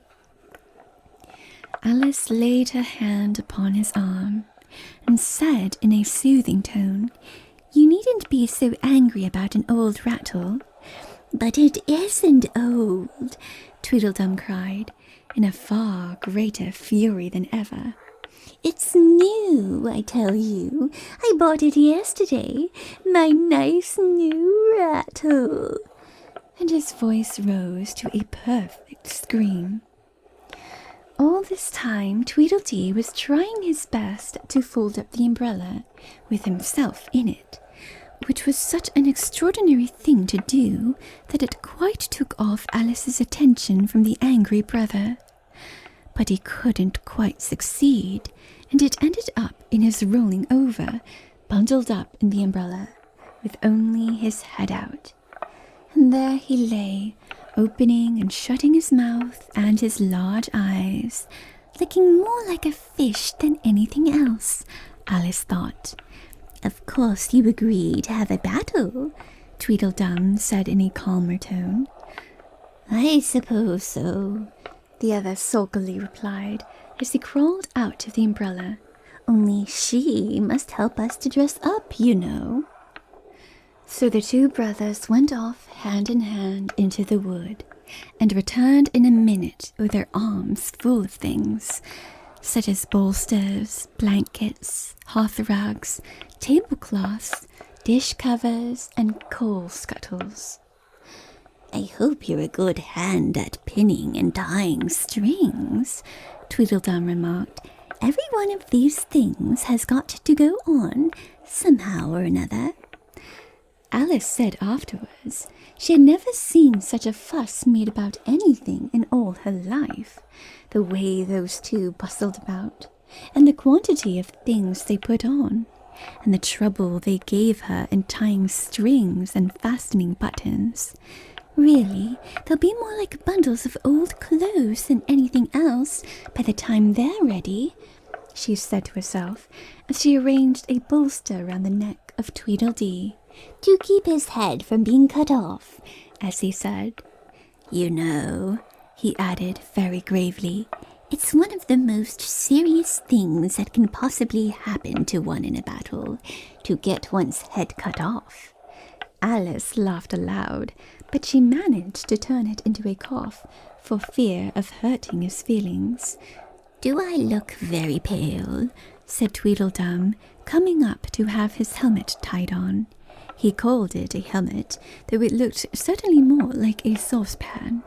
"Well, yes, a little," Alice replied gently. "I'm very brave generally," he went on in a low voice. "Only today I happen to have a headache." "And I've got a headache," said Tweedledee, who had overheard the remark. "I'm far worse off than you." "Then you'd better not fight today," said Alice, thinking it a good opportunity to make peace. "We must have a bit of a fight, but I don't care about going on long," said Tweedledum. "What's the time now?" Tweedledee looked at his watch and said, 4:30. "Let's fight till 6 and then have dinner," said Tweedledum. "Very well," the other said, rather sadly, "and she can watch us. Only you better not come very close," he added. "I generally hit everything I can see when I get really excited." "And I hit everything within reach," cried Tweedledum, "whether I can see it or not." Alice laughed. "You must hit the trees pretty often, I should think." Tweedledum looked round him with a satisfied smile. "I don't suppose," he said, "there'll be a tree left standing for ever so far round by the time we're finished." "And all about a rattle," said Alice, still hoping to make them a little ashamed for fighting over such a trifle. "I shouldn't have minded it so much," said Tweedledum, "if it hadn't been a new one." "I wish the monstrous crow would come," thought Alice. "There's only one sword, you know," Tweedledum said to his brother. "But you can have the umbrella. It's quite as sharp. Only we must begin quick. It's getting as dark as it can." "And darker," said Tweedledee. It was getting dark so suddenly that Alice thought there must be a thunderstorm coming on. "What a thick black cloud that is," she said. "And how fast it comes. Why, I do believe it's got wings." "It's the crow!" Tweedledum cried out in a shrill voice of alarm. And the two brothers took to their heels and were out of sight in a moment. Alice ran a little way into the wood and stopped under a large tree. "It can never get at me here," she thought.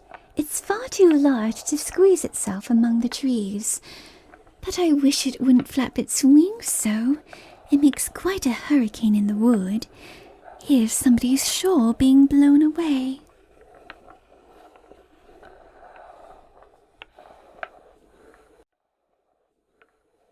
Chapter 5. Wool and Water. She caught the shawl as she spoke and looked about for the owner.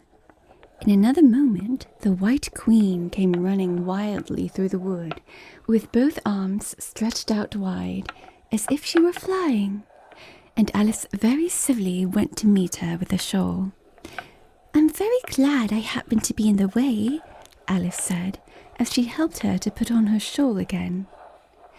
The White Queen only looked at her in a helpless, frightened sort of way, and kept repeating something in a whisper to herself that sounded like bread and butter, bread and butter. And Alice felt that if there was to be any conversation at all, she must manage it herself. So she began rather timidly, "Am I addressing the White Queen?" "Well, yes, if you call that addressing," the Queen said. "It isn't my notion of the thing at all." Alice thought it would never do to have an argument at the very beginning of their conversation, so she smiled and said, "If your Majesty will only tell me the right way to begin, I'll do it as well as I can." "But I don't want it done at all," groaned the poor Queen. "I've been addressing myself for the last 2 hours. It would have been all the better, as it seemed to Alice, if she had got someone else to dress her. She was so dreadfully untidy.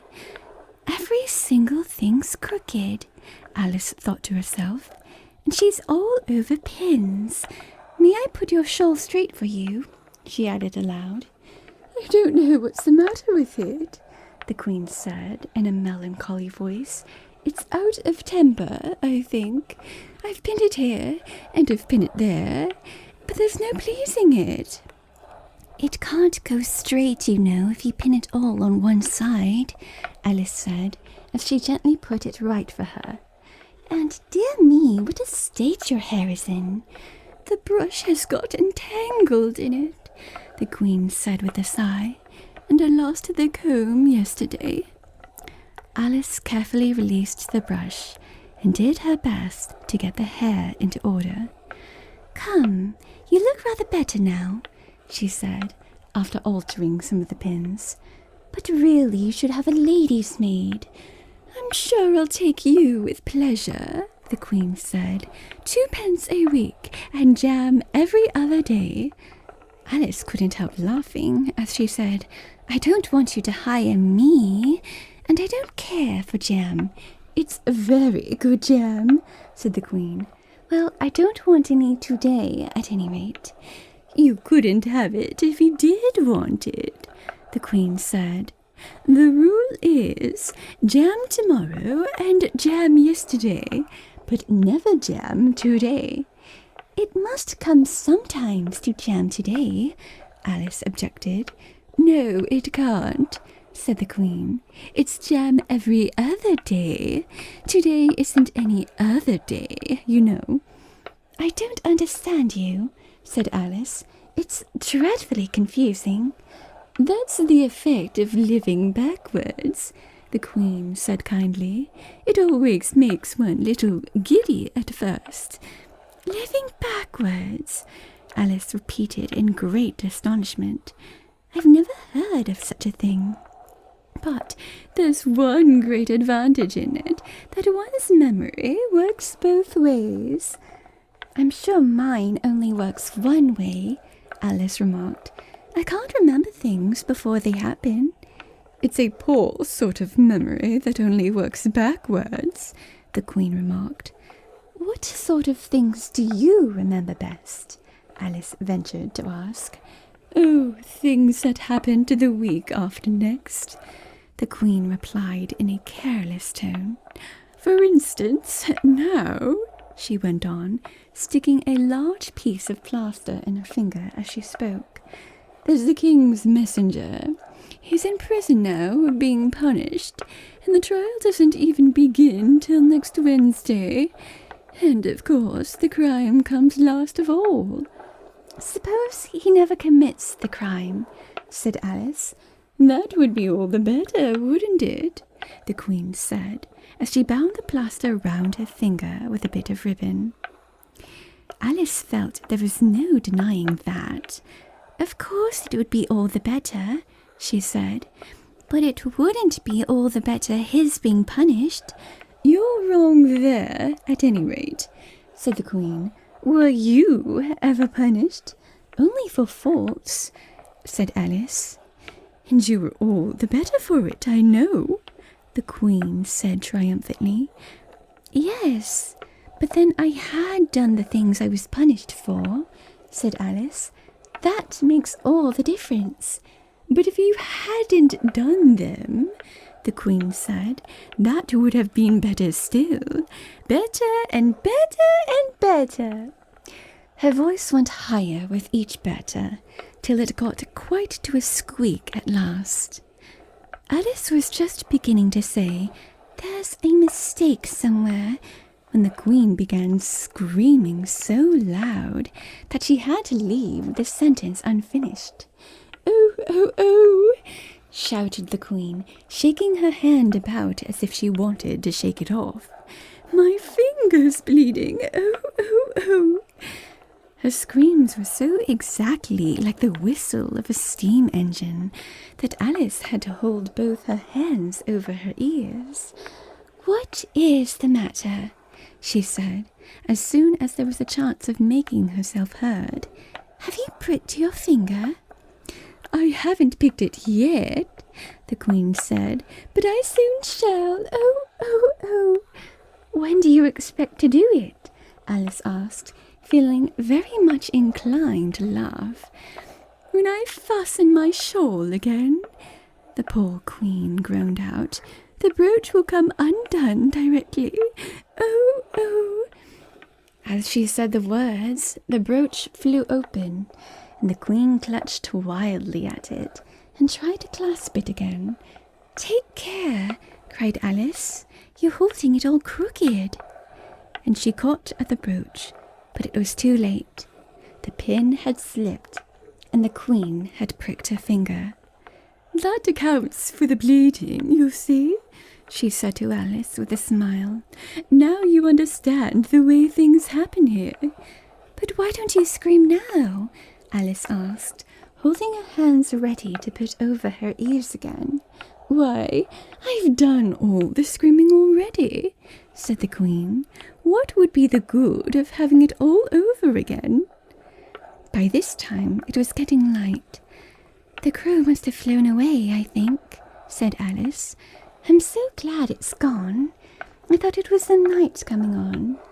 I wish I could manage to be glad, the Queen said, only I never can remember the rule. You must be very happy living in this wood, and being glad whenever you like. Only it is so very lonely here, Alice said in a melancholy voice, and at the thought of her loneliness, 2 large tears came rolling down her cheeks. Oh, don't go on like that, cried the poor Queen, wringing her hands in despair. Consider what a great girl you are. Consider what a long way you've come today. Consider what o'clock it is. Consider anything, only don't cry. Alice could not help laughing at this, even in the midst of her tears. Can you keep from crying by considering things? She asked. That's the way it's done, the Queen said with a great decision. Nobody can do 2 things at once, you know. Let's consider your age to begin with. How old are you? I'm 7.5 exactly. You needn't say exactly, the Queen remarked. I can believe it without that. Now, I'll give you something to believe in.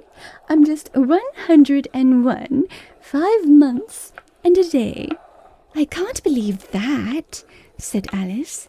Can't you? The Queen said in a pitying tone. Try again. Draw a long breath and shut your eyes. Alice laughed. There's no use trying, she said. One can't believe impossible things. I dare say you haven't had much practice, said the Queen. When I was your age, I always did it for half an hour a day. Why, sometimes I've believed as many as 6 impossible things before breakfast. There goes the shawl again. The brooch had come undone as she spoke, and a sudden gust of wind blew the Queen's shawl across a little brook. The Queen spread out her arms again and went flying after it, and this time she succeeded in catching it for herself. I've got it, she cried in a triumphant tone. Now you shall see me pin it on again all by myself. Then I hope your finger is better now, Alice said very politely, as she crossed the little brook after the Queen. Oh, much better, cried the Queen, her voice rising to a squeak as she went on. Much better, better, better, better. The last word ended in a long bleat, so like a sheep that Alice quite started. She looked at the Queen, who seemed to have suddenly wrapped herself up in wool. Alice rubbed her eyes and looked again. She couldn't make out what had happened at all. Was she in a shop? And was it really a sheep that was sitting on the other side of the counter? Rub as she could make nothing more of it. She was in a little dark shop, leaning with her elbows on the counter, and opposite to her was an old sheep sitting in an armchair knitting, and every now and then leaving off to look at her through a great pair of spectacles. What is it you want to buy? The sheep said at last, looking up for a moment from her knitting. I don't quite know yet, Alice said very gently. I should like to look all round me first, if I might. You may look in front of you and on both sides, if you like, said the sheep. But you can't look all round you, unless you've got eyes at the back of your head. But these, as it happened, Alice had not got. So she contented herself with turning round, looking at the shelves as she came to them. The shop seemed to be full of all manner of curious things. But the oddest of all of it was that whenever she looked hard at any shelf to make out exactly what it had on it, that particular shelf was always quite empty, though the others round it were crowded as full as they could hold.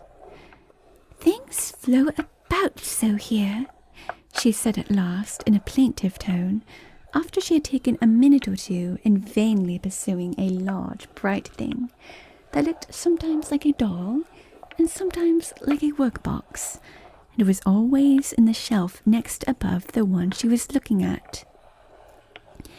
"And this one is the most provoking of all, but I'll tell you what," she added, as though a sudden thought struck her. "I'll follow it up to the very top shelf of all. It'll puzzle it to go through the ceiling, I expect."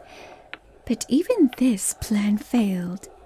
The thing went through the ceiling as quietly as possible, as if it were quite used to it. "Are you a child or a Tweedledum?"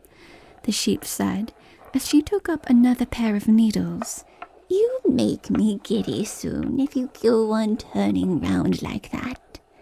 She was now working with 14 pairs at once, and Alice couldn't help looking at her in great astonishment. "How can she knit with so many?" the puzzled child thought to herself. "She gets more and more like a porcupine every minute." "Can you row?" the sheep asked, handing her a pair of knitting needles as she spoke. "Yes, a little, but not on land, and not with needles," Alice was beginning to say, when suddenly the needles turned into oars in her hands, and she found they were in a little boat gliding along between banks, so there was nothing for it but to do her best. "Feather," cried the sheep, as she took up another pair of needles. This didn't sound like a remark that needed any answer, so Alice said nothing, but pulled away. There was something very queer about the water, she thought, as every now and then the oars got fast in it and would hardly come out again. "Feather, Feather," the sheep cried again, taking more needles. "You'll be catching a crab directly." "A dear little crab," thought Alice. "I should like that." "Didn't you hear me say feather?" the sheep cried angrily. "Didn't you hear me say feather?" the sheep cried angrily, taking up quite a bunch of needles. "Indeed I did," said Alice. "You've said it very often, and very loud. Please, where are the crabs?" "In the water, of course," said the sheep, sticking some of the needles into her hair, as her hands were full. "Feather, I say." "Why do you say feather so often?" Alice asked at last, rather vexed. "I'm not a bird." "You are," said the sheep. "You're a little goose." This offended Alice a little, so there was no more conversation for a minute or two, while the boat glided gently on, sometimes among beds of weeds, which made the oars stick fast in the water worse than ever, and sometimes under trees, but always with the same tall riverbanks frowning over the heads. "Oh, please, there are some scented rushes," Alice cried in a sudden transport of delight. "There really are, and such beauties." "You needn't say please to me about 'em," the sheep said, without looking up from her knitting. "I didn't put 'em there, and I'm not going to take 'em away." "No, but I meant, please, may we wait and pick some?" Alice pleaded. "If you don't mind stopping the boat for a minute." "How am I to stop it?" said the sheep. "If you leave off rowing, it'll stop of itself." So the boat was left to drift down the stream as it would, till it glided gently in among the waving rushes. And then the little sleeves were carefully rolled up, and the little arms were plunged in elbow deep to get the rushes a good long way down before breaking them off. And for a while Alice forgot all about the sheep and the knitting, as she bent over the side of the boat, with just the ends of her tangled hair dipping into the water. while with bright, eager eyes she caught at one bunch after another of the darling scented rushes. "I only hope the boat won't tipple over," she said to herself. "Oh, what a lovely one! Only I couldn't quite reach it." And it certainly did seem a little provoking, almost as if it happened on purpose, she thought, that though she managed to pick plenty of beautiful rushes as the boat glided by, there was always a more lovely one that she couldn't reach. "The prettiest are always further," she said at last, with a sigh at the obstinacy of the rushes in growing so far off, as, with flushed cheeks and dripping hair and hands, she scrambled back into her place and began to arrange her new-found treasures. What mattered it to her just then that the rushes had begun to fade and to lose all their scent and beauty from the very moment that she picked them?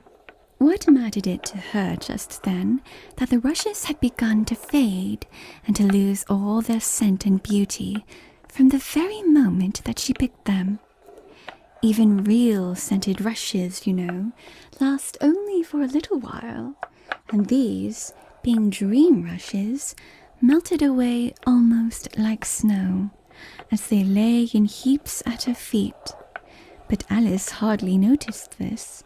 There were so many other curious things to think about. They hadn't gone much farther before the blade of one of the oars got fast in the water and wouldn't come out again, so Alice explained it afterwards. And the consequence was that the handle of it caught her under the chin, and, in spite of a series of little shrieks of "Oh, oh, oh" from poor Alice, it swept her straight off the seat and down among the heap of rushes. However, she wasn't hurt and was soon up again. The sheep went on with her knitting all the while, just as if nothing had happened.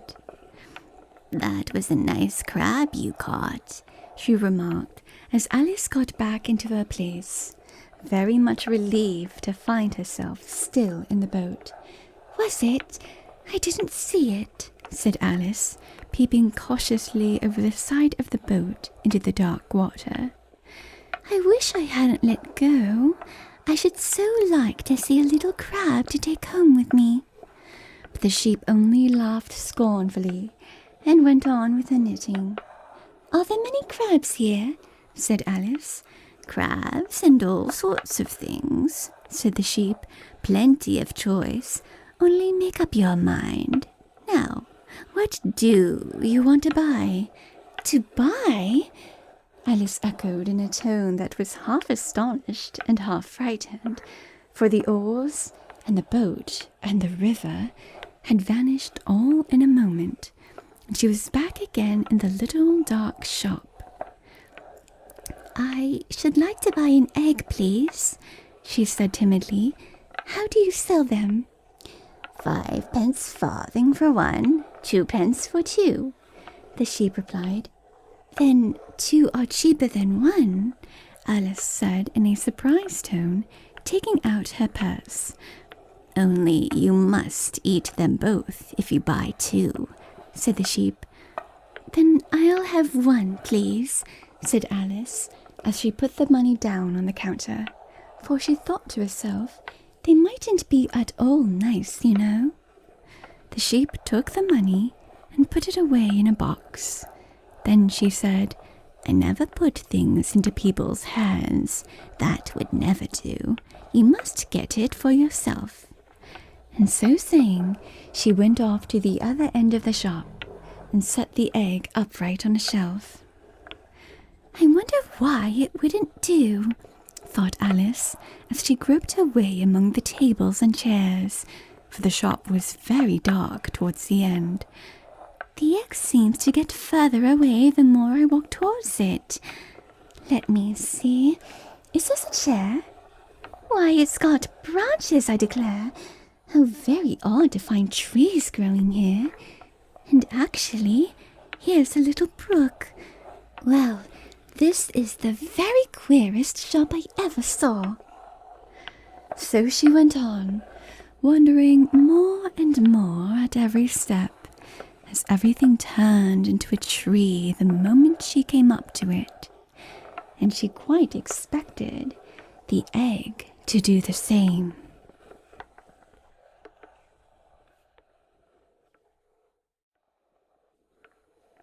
Chapter 6. Humpty Dumpty. However, the egg only got larger and larger, and more human. When she had come within a few yards of it, she saw that it had eyes and a nose and a mouth.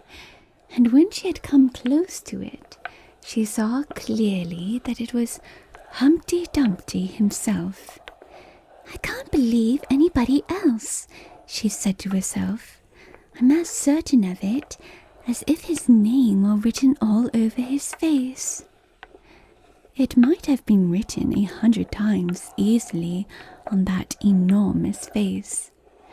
Humpty Dumpty was sitting with his legs crossed, like a Turk, on the top of a high wall, such a narrow one that Alice quite wondered how he could keep his balance, and as his eyes were steadily fixed in the opposite direction, and he didn't take the least notice of her, she thought he must be a stuffed figure after all. "And how exactly like an egg he is," she said aloud, standing with her hands ready to catch him, for she was every moment expecting him to fall. "It's very provoking," Humpty Dumpty said after a long silence, looking away from Alice as he spoke, "to be called an egg. Very." "I said you looked like an egg, sir," Alice explained gently. "And some eggs are very pretty, you know," she said, hoping to turn her remark into a sort of compliment. "Some people," said Humpty Dumpty, looking away from her as usual, "have no more sense than a baby." Alice didn't know what to say to this. It wasn't at all like conversation, she thought, as he never said anything to her. In fact, his last remark was evidently addressed to a tree. So she stood and softly repeated to herself, "Humpty Dumpty sat on a wall. Humpty Dumpty had a great fall. All the king's horses and all the king's men couldn't put Humpty Dumpty in his place again." "That last line is much too long for the poetry," she added, almost aloud, forgetting that Humpty Dumpty would hear her. "Don't stand there chattering to yourself like that," Humpty Dumpty said, looking at her for the first time. "But tell me your name and your business." "My name is Alice, but—" "It's a stupid enough name," Humpty Dumpty interrupted impatiently. "What does it mean?" "Must a name mean something?" Alice asked doubtfully. "Of course it must," Humpty Dumpty said with a short laugh. "My name means the shape I am, and a good handsome shape it is too. With a name like yours, you might be any shape almost." "Why do you sit out here all alone?" said Alice, not wishing to begin an argument. "Why? Because there's nobody with me," cried Humpty Dumpty. "Did you think I didn't know the answer to that? Ask another." "Don't you think you'd be safer down on the ground?" Alice went on, not with any idea of making another riddle, but simply in her good-natured anxiety for the queer creature. "That wall is so very narrow." "What tremendously easy riddles you ask," Humpty Dumpty growled out. "Of course I don't think so. Why, if I ever did fall off, which there's no chance of, but if I did—" Here he pursed his lips and looked so solemn and grand that Alice could not help laughing. "If I did fall," he went on. "The king has promised me, with his very own mouth, to send all his horses and all his men," Alice interrupted, rather unwisely. "Now I declare that's too bad," Humpty Dumpty cried, breaking into a sudden passion. "You've been listening at doors, and behind trees, and down chimneys, where you couldn't have known it." "I haven't indeed," Alice said very gently. "It's in a book." "Ah, well, they may write such things in a book," Humpty Dumpty said in a calmer tone. "That's what you call a history of England, that is. Now, take a good look at me. I'm the one that has spoken to a king, I am. Mayhap you've never seen such another. And to show you I'm not proud, you may shake hands with me." And he grinned almost from ear to ear as he leant forwards and as nearly as possible fell off the wall in doing so, and offered Alice his hand. She watched him a little anxiously as she took it. If he smiled much more, the ends of his mouth might meet behind, she thought. And then I don't know what would happen to his head. I'm afraid it would come off.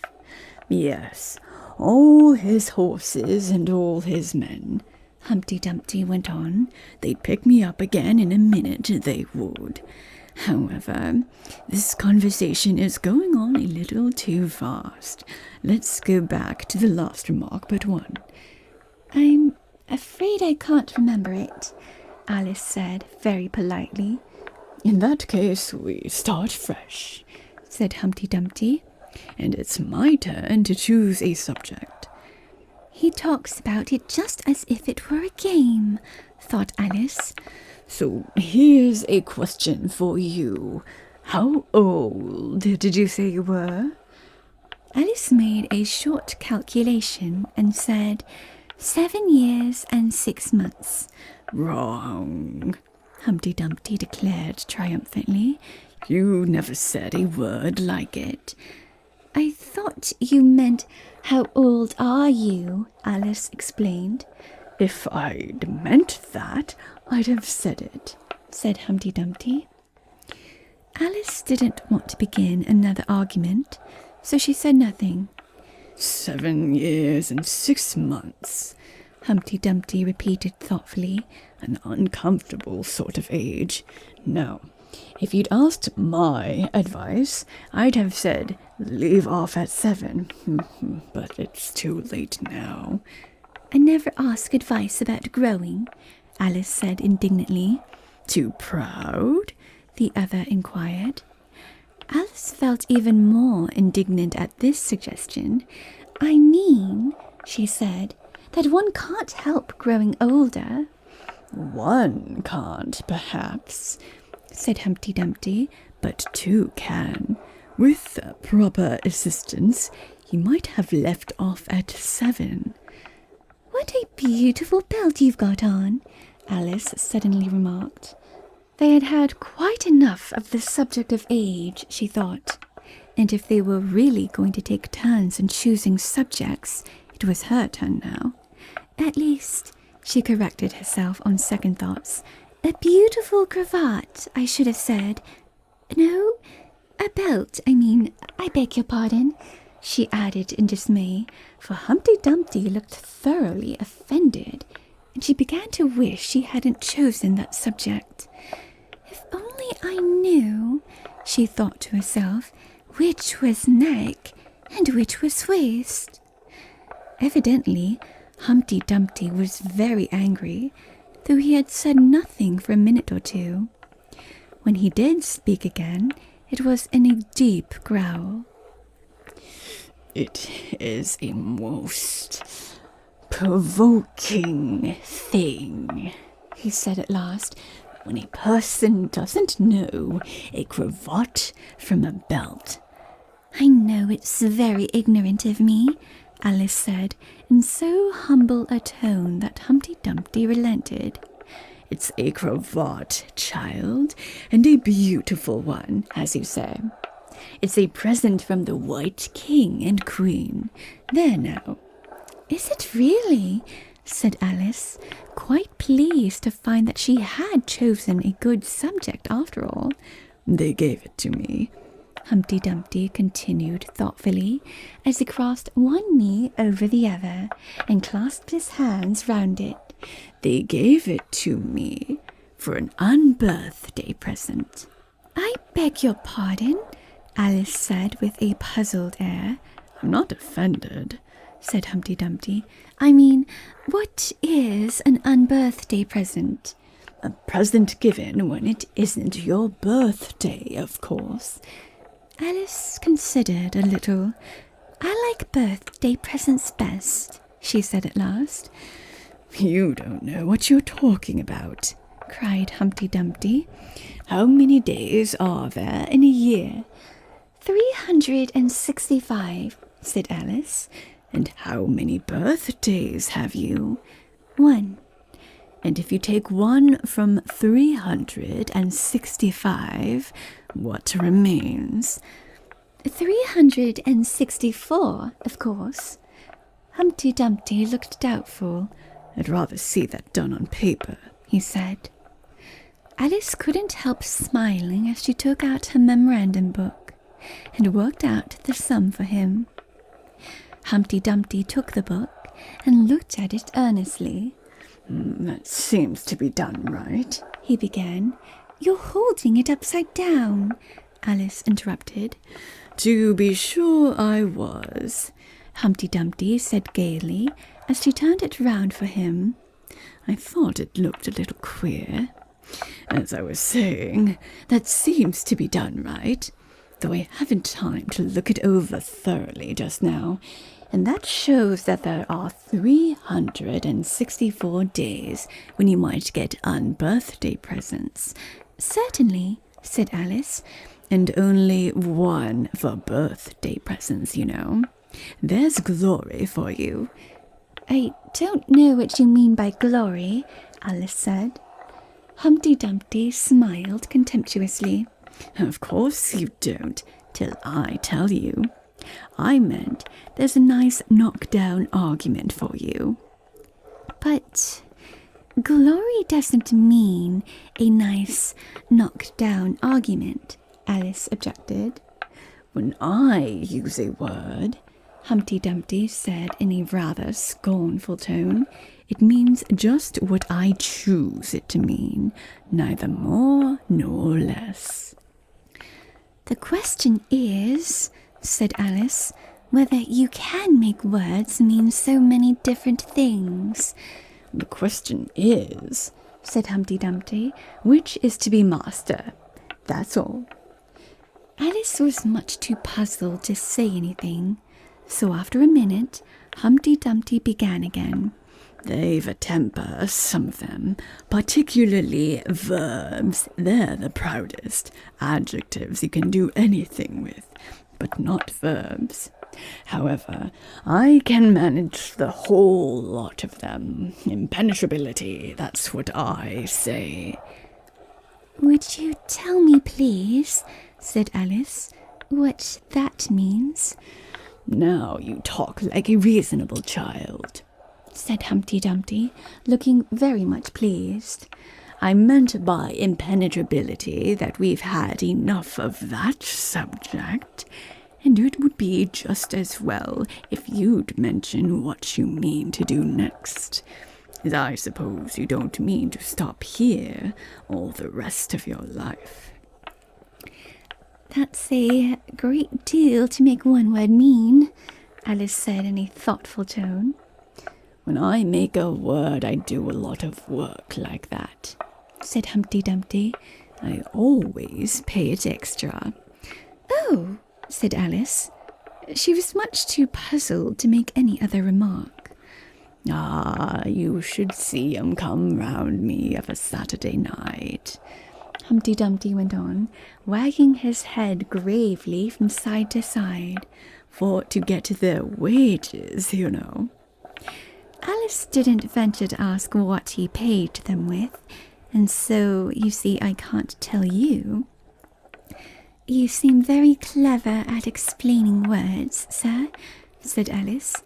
Would you kindly tell me the meaning of the poem called Jabberwocky? Let's hear it, said Humpty Dumpty. I can explain all the poems that were ever invented, and a good many that haven't been invented just yet. This sounded very hopeful, so Alice repeated the first verse. "'Twas brillig, and the slithy toves did gyre and gimble in the wabe. All mimsy were the borogoves, and the momraths outgrabe." That's enough to begin with, Humpty Dumpty interrupted. There are plenty of hard words there. Brillig means 4 o'clock in the afternoon, the time when you begin boiling things for dinner. That'll do very well, said Alice. And slithy? Well, slithy means lithe and slimy. Lithe is the same as active. You see, it's like a portmanteau. There are 2 meanings packed into one word. I see it now, Alice remarked thoughtfully. And what are toves? Well, toves are something like badgers. There's something like lizards. And there's something like corkscrews. They must be very curious-looking creatures. They are that, said Humpty Dumpty. Also, they make their nests under sundials.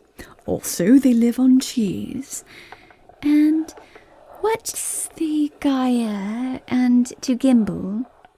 To gyre is to go round and round like a gyroscope. To gimble is to make holes like a gimlet. And the wabe is the grass plot round a sundial, I suppose, said Alice, surprised at her own ingenuity. Of course it is. It's called wabe, you know, because it goes a long way before it, and a long way behind it. And a long way beyond it on each side, Alice added. Exactly so. Well then, mimsy is flimsy and miserable. There's another portmanteau for you. And a borogove is a thin, shabby-looking bird with its feathers sticking out all round, something like a live mop. And then momraths, said Alice. I'm afraid I'm giving you a great deal of trouble. Well, a rath is a sort of green pig, but mome I'm not certain about. I think it's short for from home, meaning that they'd lost their way, you know. And what does outgrabe mean? Well, outgrabing is something between bellowing and whistling, with a kind of sneeze in the middle. However, you'll hear it done, maybe, down in the wood yonder. And once you've heard it, you'll be quite content. Who's been repeating all that hard stuff to you? I read it in a book, said Alice. But I've had some poetry repeated to me, much easier than that, by Tweedledee, I think it was. As to poetry, you know, said Humpty Dumpty, stretching out one of his great hands, I can repeat poetry as well as other folk, if it comes to that. Oh, it needn't come to that, Alice hastily said, hoping to keep him from beginning. The piece I am going to repeat, he went on without noticing her remark, was written entirely for your amusement. Alice felt that in that case she really ought to listen to it, so she sat down and said, "Thank you," rather sadly. In winter, when the fields are white, I sing this song for your delight. Only I don't sing it, he added as an explanation. I see you don't, said Alice. If you can't see whether I'm singing or not, you've sharper eyes than most, Humpty Dumpty remarked severely. Alice was silent. In spring, when woods are getting green, I'll try and tell you what I mean. Thank you very much, said Alice. In summer, when the days are long, perhaps you'll understand the song. In autumn, when the leaves are brown, take pen and ink and write it down. I will, if I can remember it so long, said Alice. You needn't go on making remarks like that, Humpty Dumpty said. They're not sensible, and they put me out. I sent a message to the fish. I told them, this is what I wish. The little fishes of the sea, they sent an answer back to me. The little fish's answer was, we cannot do it, sir, because... I'm afraid I don't quite understand, said Alice. It gets easier farther on, Humpty Dumpty replied. I sent to them again to say, it will be better to obey. The fishes answered with a grin, why, what a temper you are in. I told them once, I told them twice, they would not listen to advice. I took a kettle large and new, fit for the deed I had to do. My heart went hop, my heart went thump. I filled the kettle at the pump. Then someone came to me and said, the little fishes are in bed. I said to him, I said it plain, then you must wake them up again. I said it very loud and clear. I went and shouted in his ear. Humpty Dumpty raised his voice almost to a scream as he repeated this verse, and Alice thought with a shudder, I wouldn't have been the messenger for anything.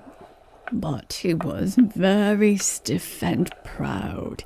He said, you needn't shout so loud. And he was very proud and stiff. He said, I'd go and wake them if... I took a corkscrew from the shelf. I went to wake them up myself. And when I found the door was locked, I pulled and pushed and kicked and knocked. And when I found the door was shut, I tried to turn the handle, but... There was a long pause. Is that all? Alice timidly asked. That's all, said Humpty Dumpty. Goodbye.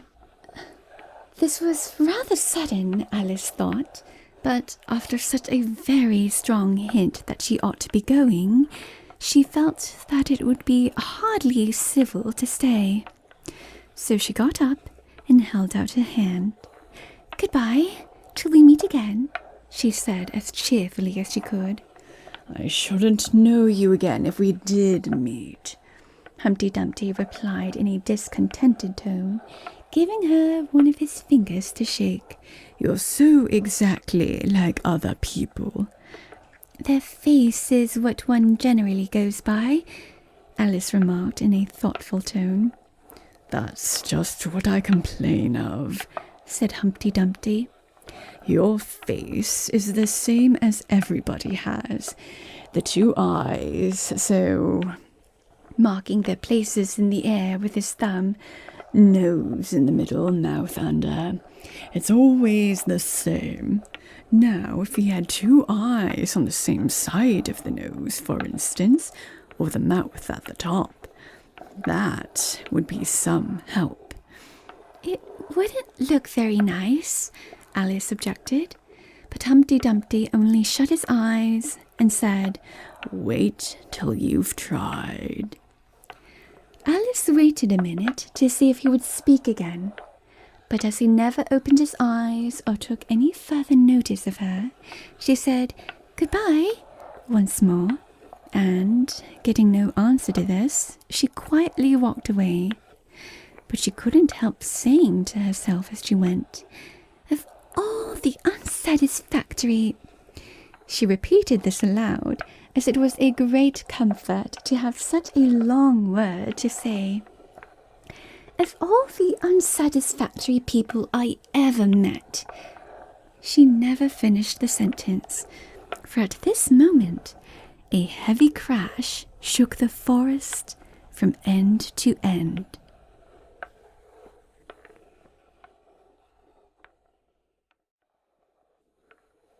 Chapter 7. The Lion and the Unicorn. The next moment, soldiers came running through the wood, at first in 2s and 3s, then 10 or 20 together, and at last in such crowds that they seemed to fill the whole forest. Alice got behind a tree for fear of being run over, and watched them go by. She thought that in all her life she had never seen soldiers so uncertain on their feet. They were always tripping over something or other, and whenever one went down, several more always fell over him, so that the ground was soon covered with little heaps of men. Then came the horses. Having 4 feet, these managed rather better than the foot soldiers, but even they stumbled now and then, and it seemed to be a regular rule that whenever a horse stumbled, the rider fell off instantly. The confusion got worse every moment, and Alice was very glad to get out of the wood into an open place, where she found the White King seated on the ground, busily writing in his memorandum book. "I've sent them all," the king cried in a tone of delight on seeing Alice. "Did you happen to meet any soldiers, my dear, as you came through the wood?" "Yes, I did," said Alice. "Several thousand, I should think." 4,207. That's the exact number," the king said, referring to his book.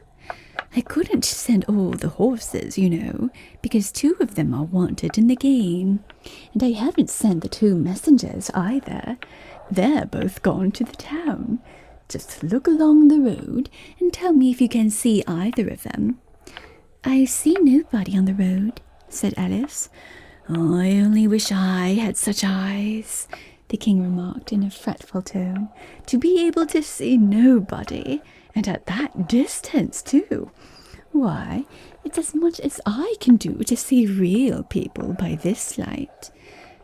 All this was lost on Alice, who was still looking intently along the road, shading her eyes with one hand. "I see somebody now," she exclaimed at last. "But he's coming very slowly, and what curious attitudes he goes into." For the messenger kept skipping up and down and wriggling like an eel as he came along, with his great hands spread out like fans on each side. "Not at all," said the king. "He's an Anglo-Saxon messenger, and those are Anglo-Saxon attitudes. He only does them when he's happy. His name is Heyer." "I love my love with an H," Alice couldn't help beginning, "because he is happy. I hate him with an H, because he is hideous. I fed him with ham sandwiches and hay. His name is Heyer, and he lives on the hill," the king remarked simply, without the least idea that he was joining in the game, while Alice was still hesitating for the name of a town beginning with H. "The other messengers called Hatter. I must have 2, you know, to come and go. 1 to come and 1 to go." "I beg your pardon?" said Alice. "It isn't respectable to beg," said the king. "I only meant that I didn't understand," said Alice. "Why 1 to come and 1 to go?" Didn't I tell you? The king repeated impatiently. I must have two, to fetch and carry. One to fetch and one to carry. At this moment the messenger arrived. He was far too much out of breath to say a word, and could only wave his hands about and make the most fearful faces at the poor king. This young lady loves you with an H, the king said, introducing Alice in the hope of turning off the messenger's attention from himself. But it was no use. The Anglo-Saxon attitudes only got more extraordinary every moment, while the great eyes rolled wildly from side to side. You will harm me, said the king. I feel faint. Get me a ham sandwich. On which the messenger, to Alice's great amusement, opened a bag that hung round his neck, and handed a sandwich to the king, who devoured it greedily. Another sandwich, said the king. There's nothing but hay left now, the messenger said, peeping into the bag. Hay, then, the king murmured in a faint whisper. Alice was glad to see that it revived him a good deal. There's nothing like eating hay when you're faint, he remarked to her as he munched away. I should think throwing cold water over you would be better, Alice suggested, or some sal volatile. I didn't say there was nothing better, the king replied. I said there was nothing like it. Which Alice did not venture to deny. Who did you pass on the road? The king went on, holding out his hand to the messenger for some more hay. Nobody, said the messenger.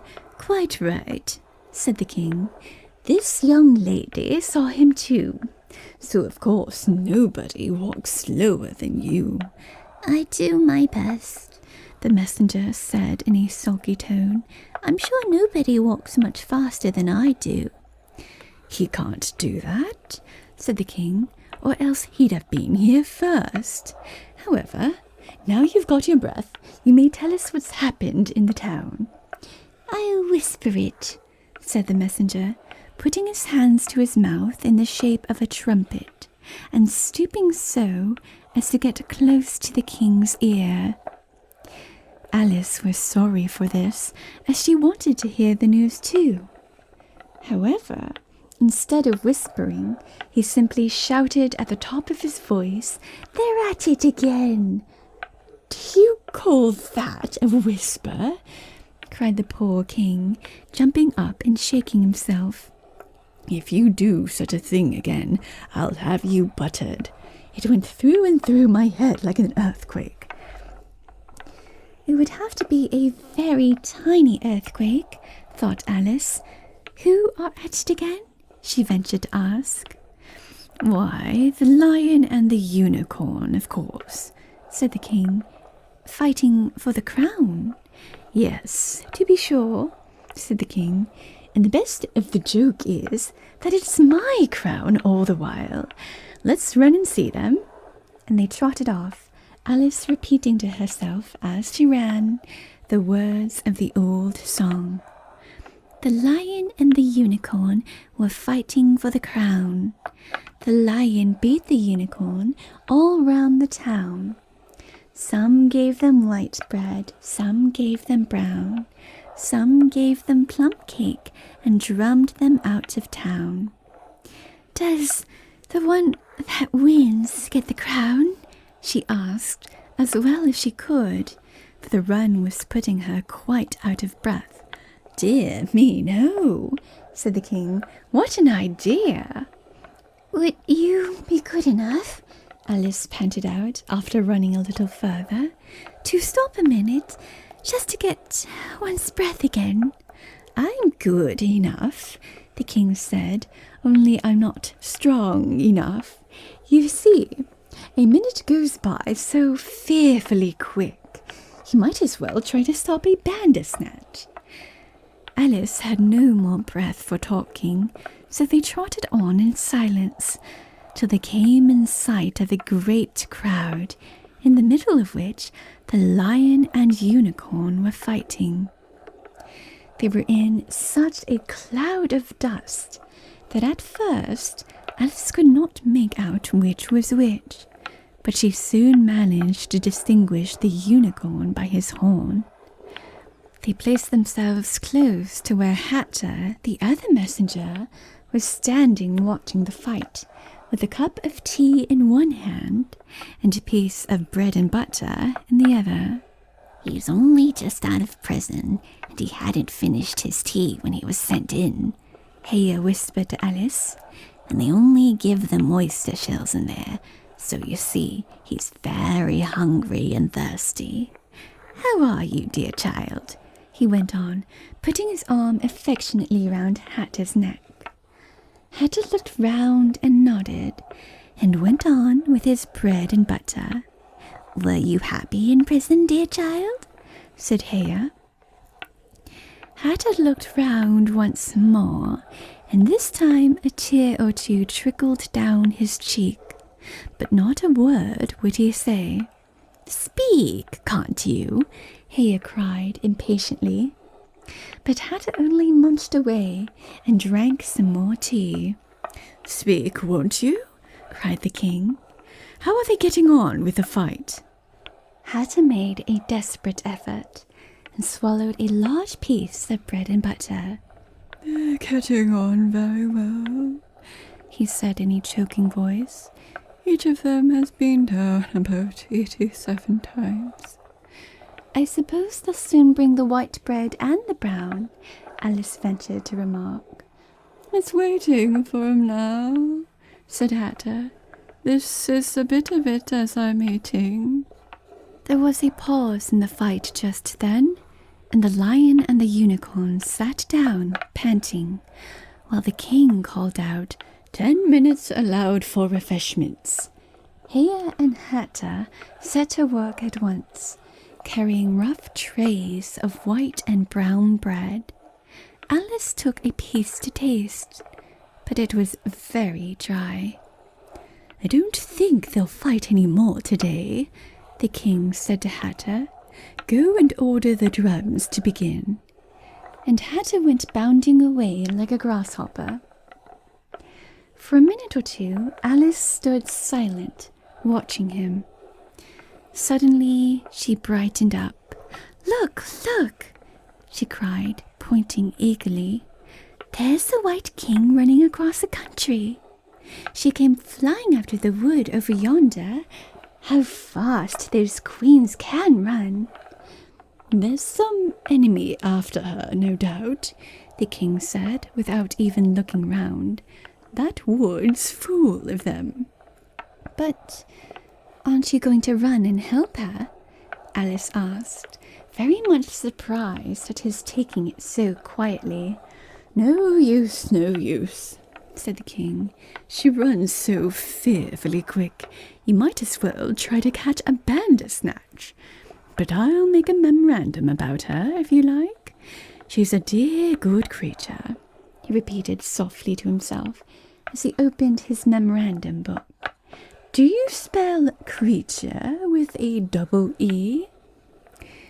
At this moment, the unicorn sauntered by them with his hands in his pockets.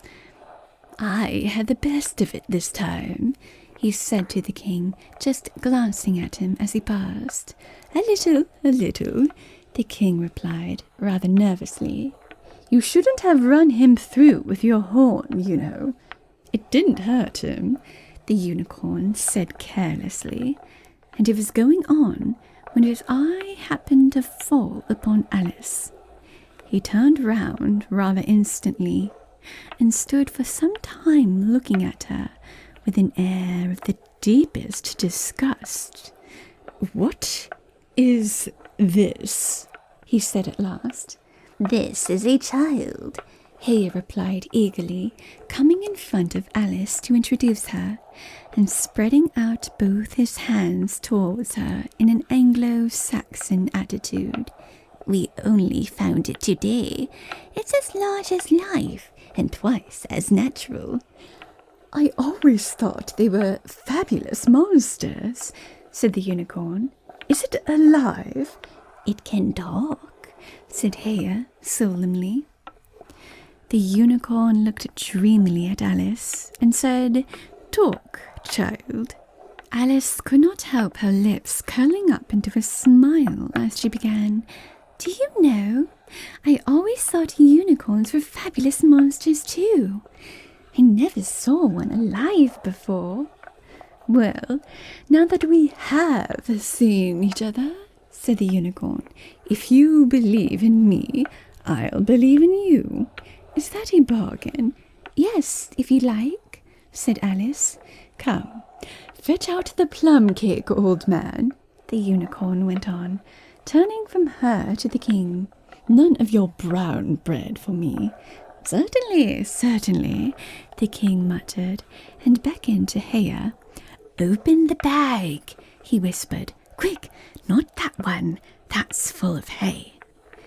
Haya took a large cake out of the bag and gave it to Alice to hold, while he got out a dish and carving knife. How they all came out of it, Alice couldn't guess. It was just like a conjuring trick, she thought. The lion had joined them while this was going on. He looked very tired and sleepy, and his eyes were half shut. "What's this?" he said, blinking lazily at Alice, and speaking in a deep, hollow tone that sounded like the tolling of a great bell. "Ah, what is it now?" the unicorn cried eagerly. "You'll never guess. I couldn't." The lion looked at Alice wearily.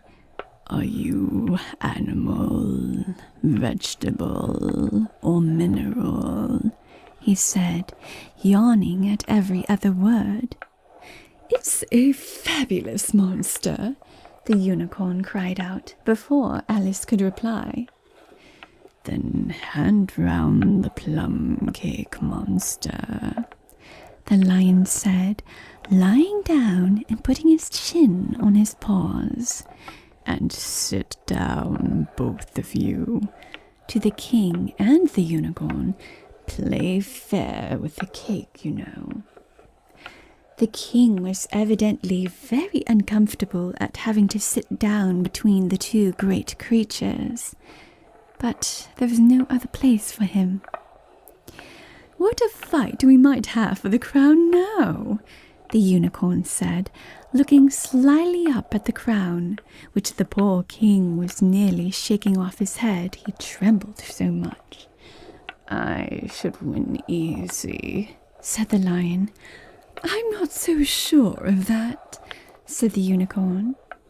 "Why, I beat you all round the town, you chicken," the lion repeated angrily, half getting up as he spoke. Here the king interrupted to prevent the quarrel going on. He was very nervous, and his voice quite quivered. "All round the town," he said. "That's a good long way. Did you go by the old bridge or the marketplace? You get the best views by the old bridge." "I'm sure I don't know," the lion growled out as he lay down again. "There was too much dust to see anything. What a time the monster is cutting up the cake." Alice had seated herself on the bank of a little brook with a great dish on her knees, and was sawing away diligently with a knife. "It's very provoking," she said in reply to the lion. She was getting quite used to being called the monster. "I've cut several slices already, but they always join on again." "You don't know how to manage looking-glass cakes," the unicorn remarked. "Hand it around first and cut it afterwards." This sounded nonsense, but Alice very obediently got up and carried the dish round, and the cake divided itself into 3 pieces as she did so. "Now cut it up," said the lion, as she returned to her place with the empty dish. I say, this isn't fair, cried the unicorn, as Alice sat with the knife in her hand, very much puzzled how to begin. The monster has given the lion twice as much as me. She's kept none for herself, anyhow, said the lion. Do you like plum cake, monster? But before Alice could answer him, the drums began. Where the noise came from, she couldn't make out. The air seemed full of it, and it rang through and through her head till she felt quite deafened.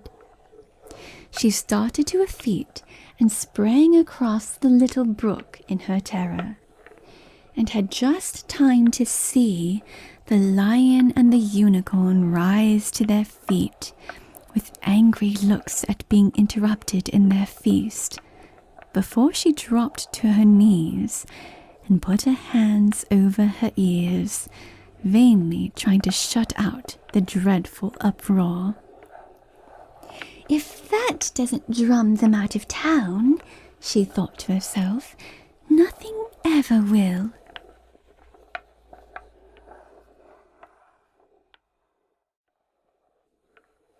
Chapter 8. It's My Own Invention.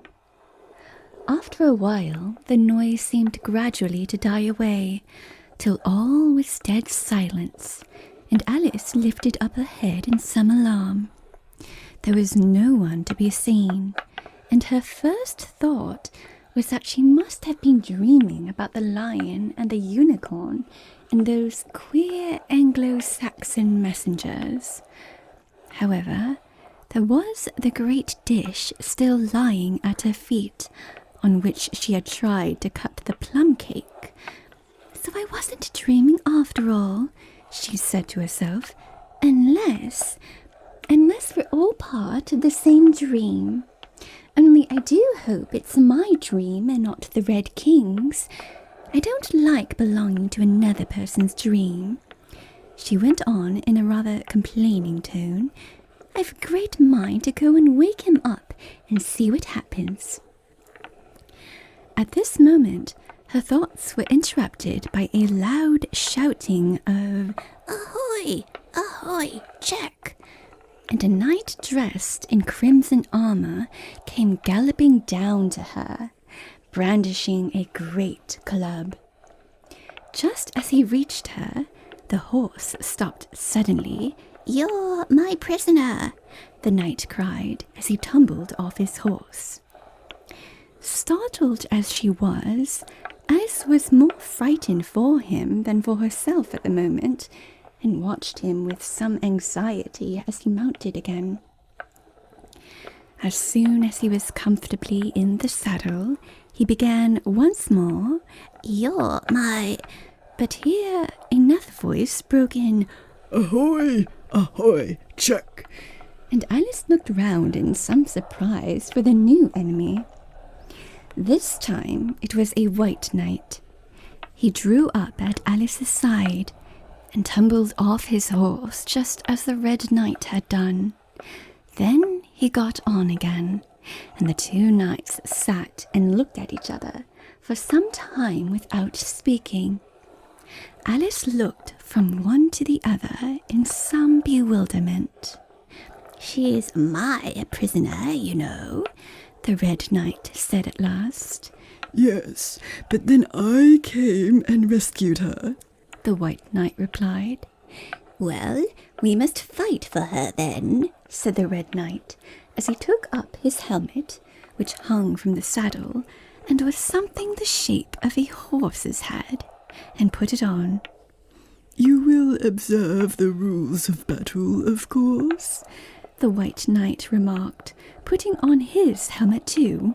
"I always do," said the Red Knight, and they began banging away at each other with such fury that Alice got behind a tree to be out of the way of the blows.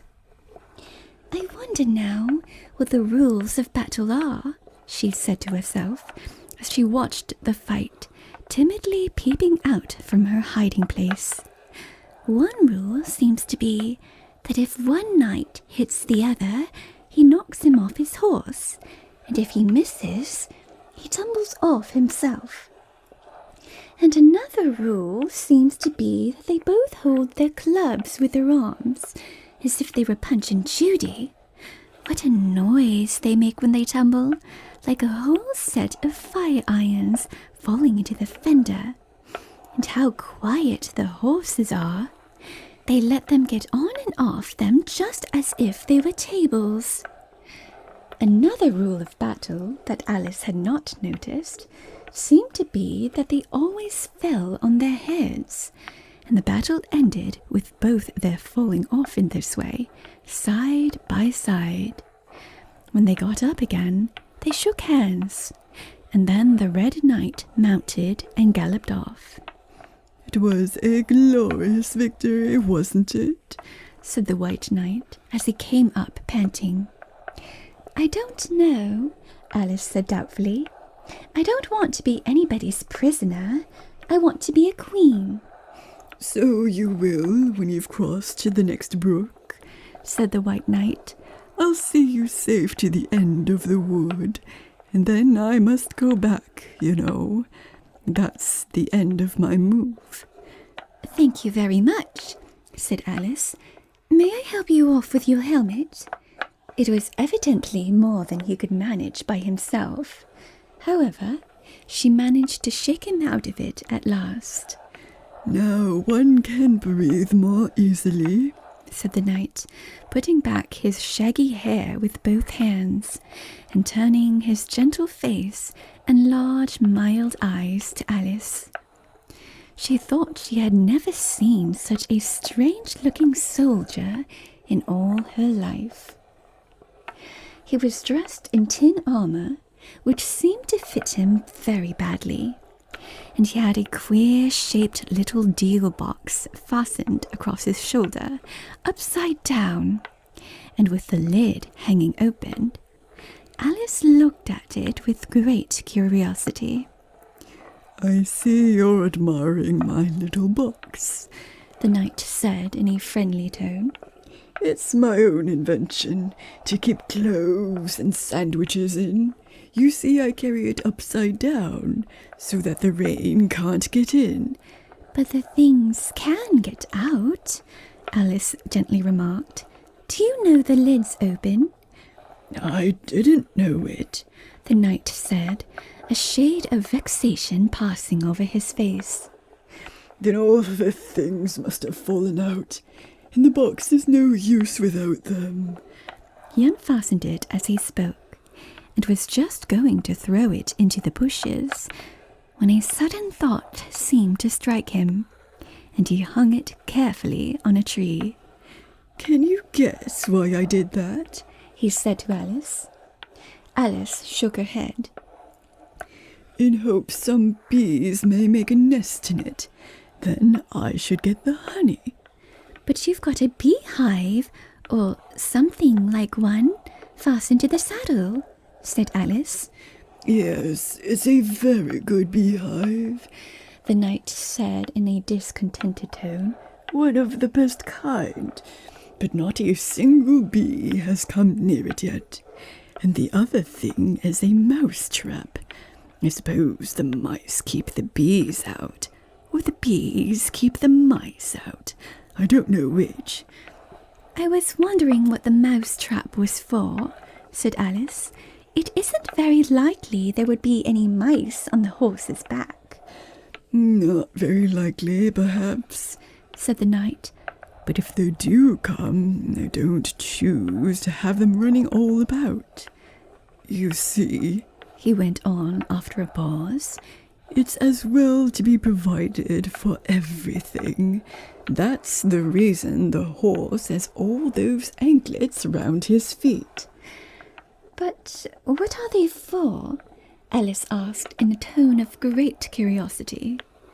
To guard against the bites of sharks, the knight replied. It's an invention of my own. And now help me on. I'll go with you to the end of the wood. What's the dish for? It's meant for plum cake, said Alice. We'd better take it with us, The knight said. It'll come in handy if we find any plum cake. Help me to get it into this bag. This took a very long time to manage, though Alice held the bag open very carefully, because the knight was so very awkward in putting in the dish. The first 2 or 3 times that he tried, he fell in himself instead. It's rather a tight fit, you see, he said, as they got it in at last. There are so many candlesticks in the bag. And he hung it to the saddle, which was already loaded with bunches of carrots and fire irons and many other things. I hope you've got your hair well fastened on, he continued as they set off. Only in the usual way, Alice said, smiling. That's hardly enough, he said anxiously. You see, the wind is so very strong here. It's as strong as soup. Have you invented a plan for keeping the hair from being blown off? Alice inquired. Not yet, said the knight. But I've got a plan for keeping it from falling off. I should like to hear it very much. First, you take an upright stick, said the knight. Then you make your hair creep up it like a fruit tree. Now, the reason hair falls off is because it hangs down. Things never fall upwards, you know. It's a plan of my own invention. You may try it if you like. It didn't sound a comfortable plan, Alice thought, and for a few minutes she walked on in silence, puzzling over the idea, and every now and then stopping to help the poor knight, who was certainly not a good rider. Whenever the horse stopped, which it did very often, he fell off in front, and whenever it went on again, which it generally did rather suddenly, he fell off behind. Otherwise, he kept on pretty well, except that he had a habit of now and then falling off sideways. And as he generally did this on the side of which Alice was walking, she soon found that it was the best plan not to walk quite close to the horse. I'm afraid you've not had much practice in riding, she ventured to say, as she was helping him up from his 5th tumble. The knight looked very much surprised and a little offended at the remark. What makes you say that? He asked, as he scrambled back into the saddle, keeping hold of Alice's hair with one hand, to save himself from falling over on the other side. Because people don't fall off quite so often when they've had much practice. I've had plenty of practice, the knight said very gravely. Plenty of practice. Alice could think of nothing better to say than, indeed, but she said it as heartily as she could. They went on a little way in silence after this, the knight with his eyes shut, muttering to himself, and Alice watching anxiously for the next tumble. The great art of riding, the knight suddenly began in a loud voice, waving his right arm as he spoke, is to keep... Here the sentence ended as suddenly as it had begun, as the knight fell heavily on the top of his head, exactly in the path where Alice was walking. She was quite frightened this time, and said in an anxious tone as she picked him up, I hope no bones are broken. None to speak of, the knight said, as if he didn't mind breaking 2 or 3 of them. The great art of riding, as I was saying, is to keep your balance properly, like this, you know. He let go of the bridle and stretched out both his hands to show Alice what he meant. And this time he fell flat on his back, right under the horse's feet. Plenty of practice, he went on repeating, all the time that Alice was getting him on his feet again. Plenty of practice. It's too ridiculous, cried Alice, losing all her patience this time. You ought to have a wooden horse on wheels, that you ought. Does that kind go smoothly?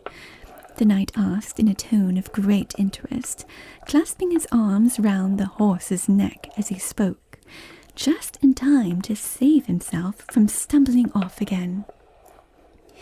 Much more smoothly than a live horse, Alice said, with a little scream of laughter in spite of all she could do to prevent it. I'll get one, the knight said thoughtfully to himself. One or two, several. There was a short silence after this, and then the knight went on again. I'm a great hand at inventing things.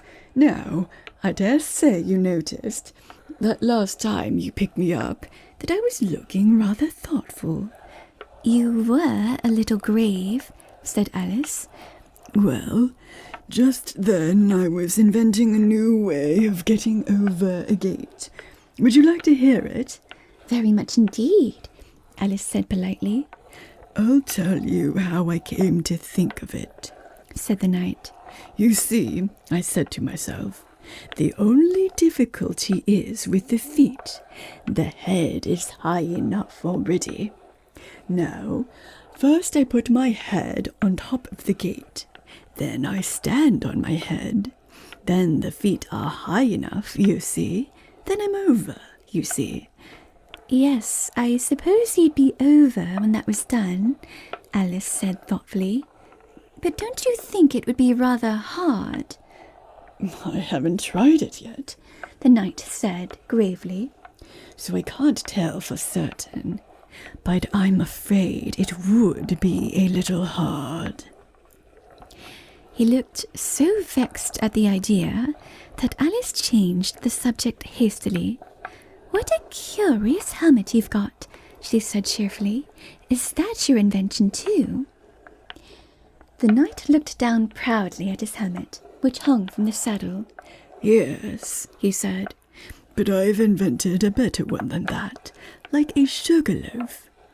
When I used to wear it, if I fell off the horse, it always touched the ground directly. So I had a very little way to fall, you see. But there was the danger of falling into it, to be sure. That happened to me once, and the worst of it was, before I could get out again, the other white knight came and put it on. He thought it was his own helmet. The knight looked so solemn about it that Alice did not dare to laugh. I'm afraid you must have hurt him, she said in a trembling voice, being on the top of his head. I had to kick him, of course, the knight said, very seriously. And then he took the helmet off again, but it took hours and hours to get me out. I was as fast as lightning, you know. But that's a different kind of fastness, Alice objected. The knight shook his head. It was all kinds of fastness with me, I can assure you, he said. He raised his hands in some excitement as he said this, and instantly rolled out of the saddle and fell headlong into a deep ditch. Alice ran to the side of the ditch to look for him. She was rather startled by the fall, as for some time he had kept on very well. She was afraid that he really was hurt this time. However, though she could see nothing but the soles of his feet, she was much relieved to hear that he was talking on in his usual tone. All kinds of fastness, he repeated. But it was careless of him to put another man's helmet on, with a man in it too. How can can you go on talking so quietly, head downwards? Alice asked, as he dragged him out by the feet and laid him in a heap on the bank. The knight looked surprised at the question. What does it matter where my body happens to be? He said. My mind goes on working all the same. In fact, the more head downwards I am, the more I keep inventing new things. Now, the cleverest thing of the sort that I ever did, he went on after a pause, was inventing a new pudding during the meat course. In time to have it cooked for the next course, said Alice. Well, not the next course, the knight said in a slow, thoughtful tone. No, certainly not the next course. Then it would have to be the next day. I suppose you wouldn't have 2 pudding courses in one dinner. Well, not the next day, the knight repeated as before. Not the next day. In fact, he went on, holding his head down, and his voice getting lower and lower. I don't believe that pudding ever was cooked. In fact, I don't believe that pudding ever will be cooked. And yet it was a very clever pudding to invent. What did you mean it to be made of? Alice asked, hoping to cheer him up, for the poor knight seemed quite low-spirited about it. It began with blotting paper, the knight answered with a groan. That wouldn't be very nice, I'm afraid. Not very nice alone, he interrupted quite eagerly. But you've no idea what a difference it makes mixing it with other things, such as gunpowder and sealing wax. And here I must leave you. They had just come to the end of the wood.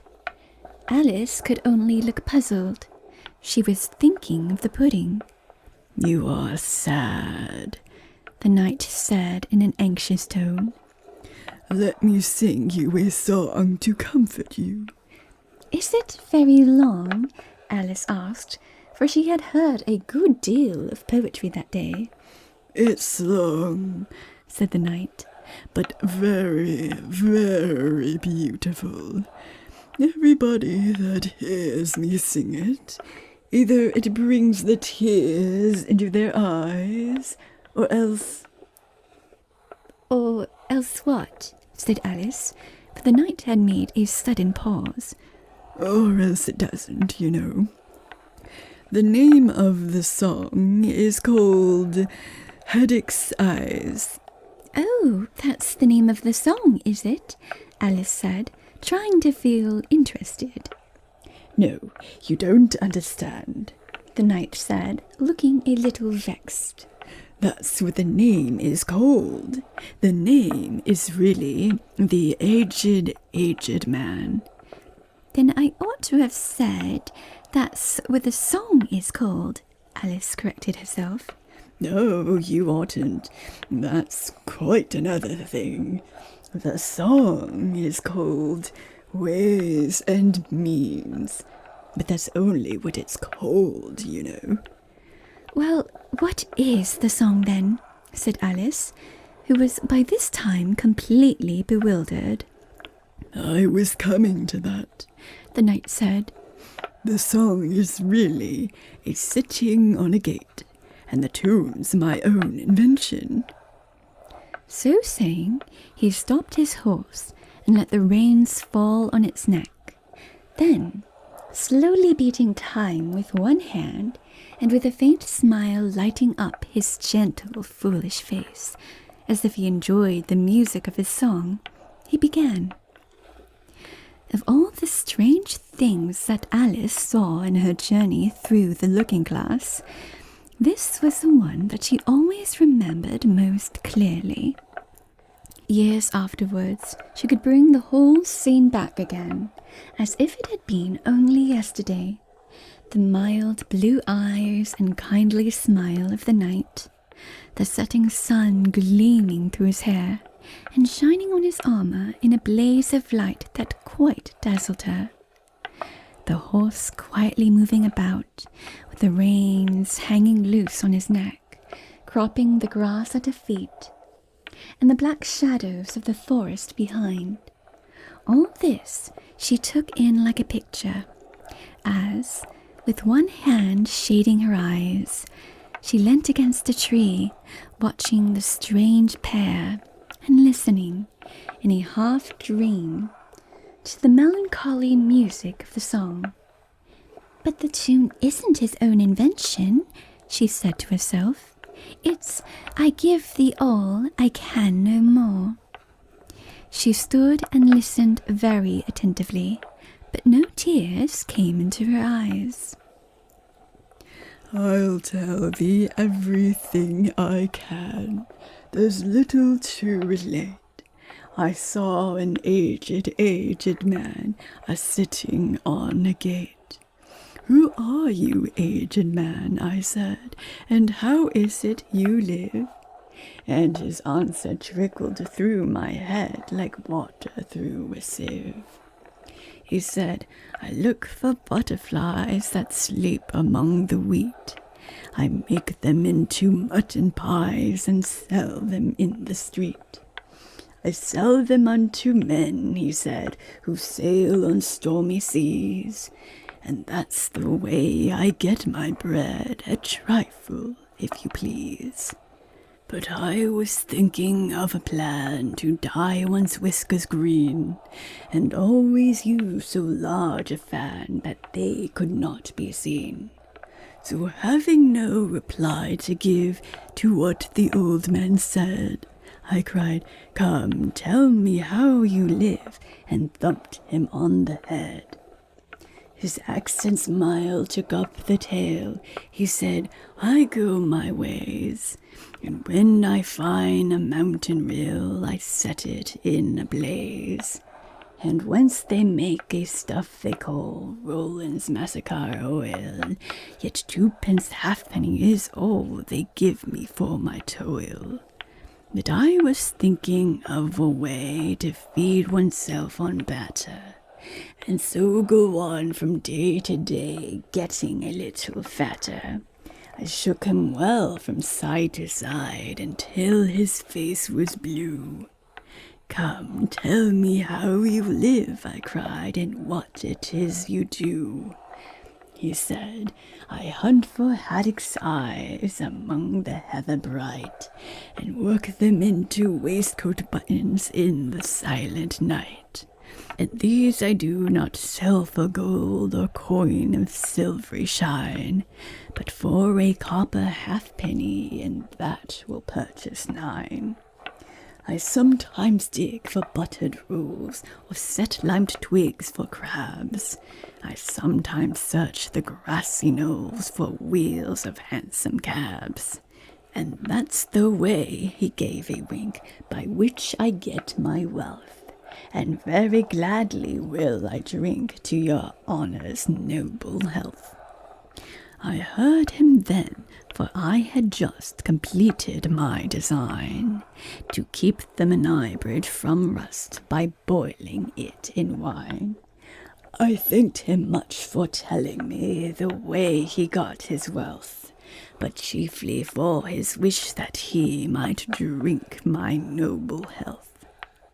And now if e'er by chance I put my fingers into glue, or madly squeeze a right-hand foot into a left-hand shoe, or if I drop upon my toe a very heavy weight, I weep, for it reminds me so of that old man I used to know, whose look was mild, whose speech was slow, whose hair was whiter than the snow, whose face was very like a crow, with eyes like cinders all aglow, who seemed distracted with his woe, who rocked his body to and fro, and muttered mumblingly and low, as if his mouth were full of dough, who snorted like a buffalo that summer evening long ago, a-sitting on a gate.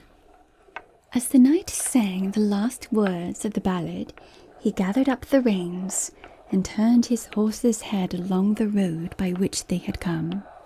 "You've only a few yards to go," he said, "down the hill and over that little brook, and then you'll be a queen.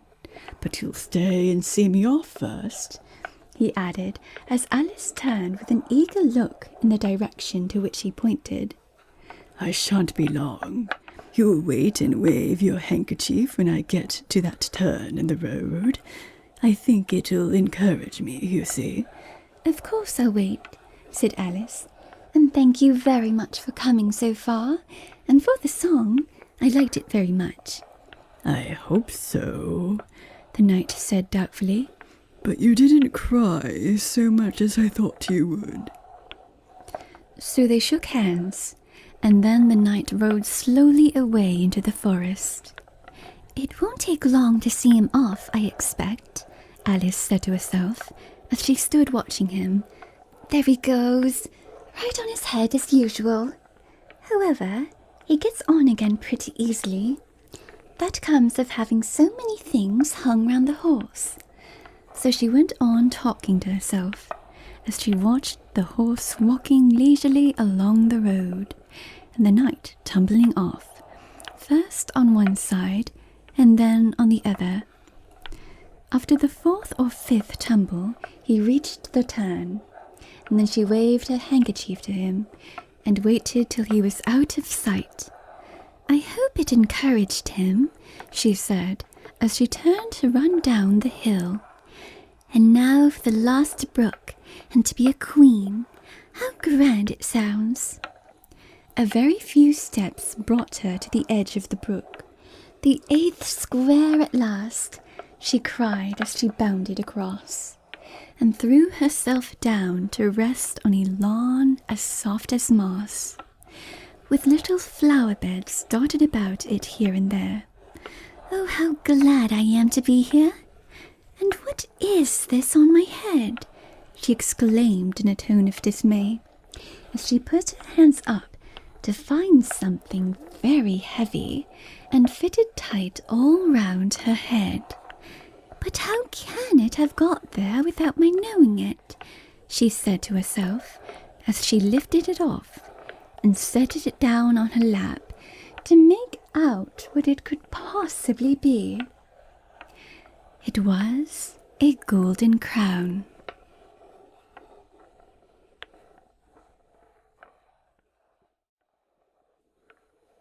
Chapter 9. Queen Alice. "Well, this is grand," said Alice. "I never expected I should be a queen so soon.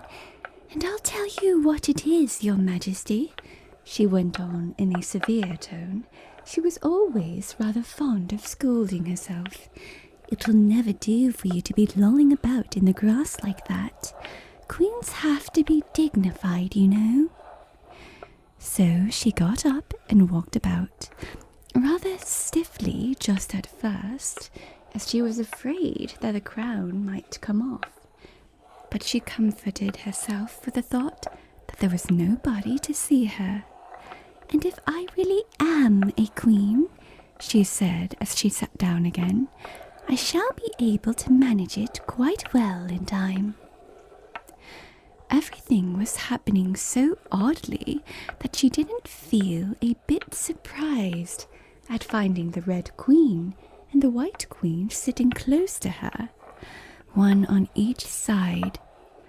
She would have liked very much to ask them how they came there, but she feared it would not be quite civil.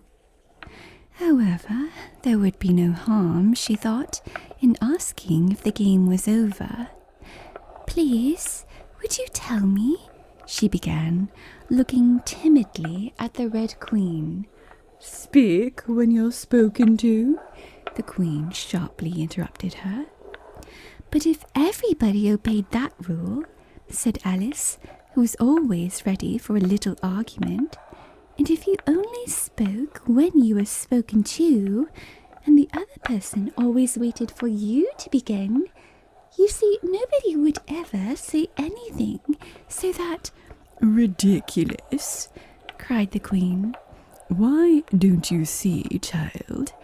Here she broke off with a frown, and, after thinking for a minute, suddenly changed the subject of the conversation. What do you mean by, if you really are a queen? What right have you to call yourself so? You can't be a queen, you know, till you've passed the proper examination. And the sooner we begin it, the better.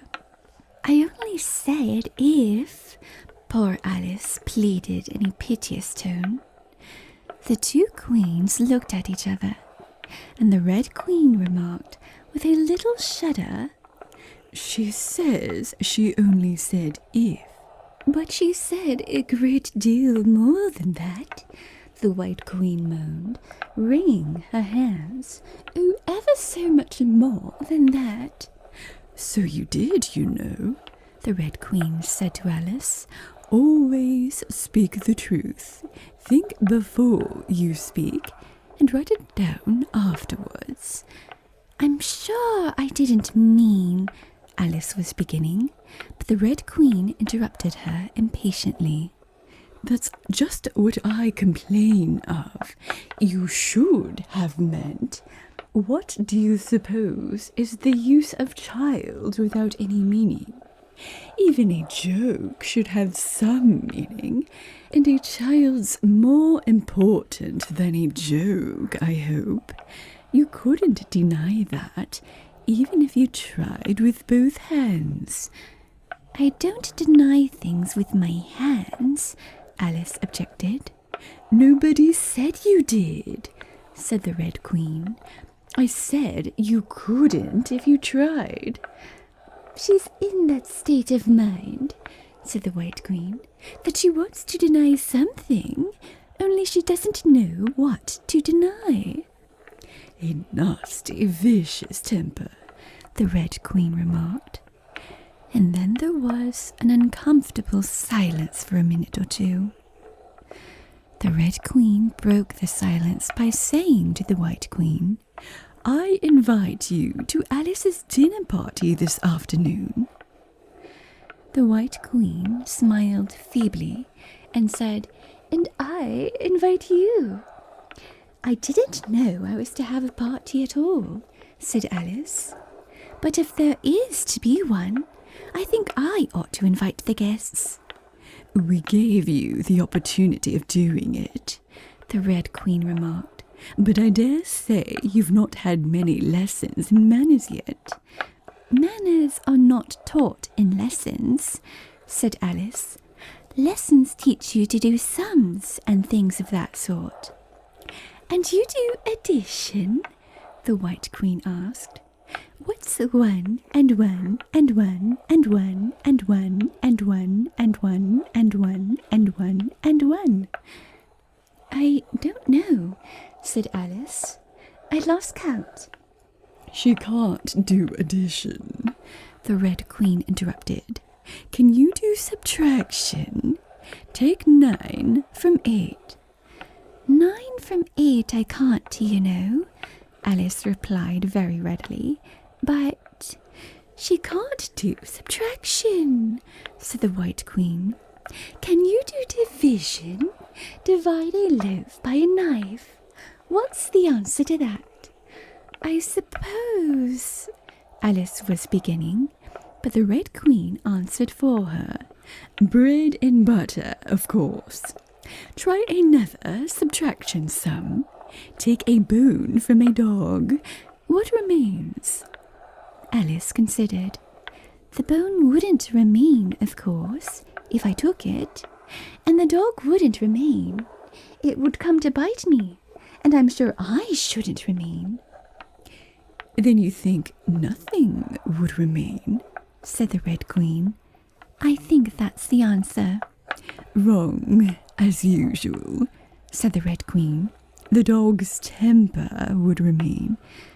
But I don't see how. Why, look here, the Red Queen said.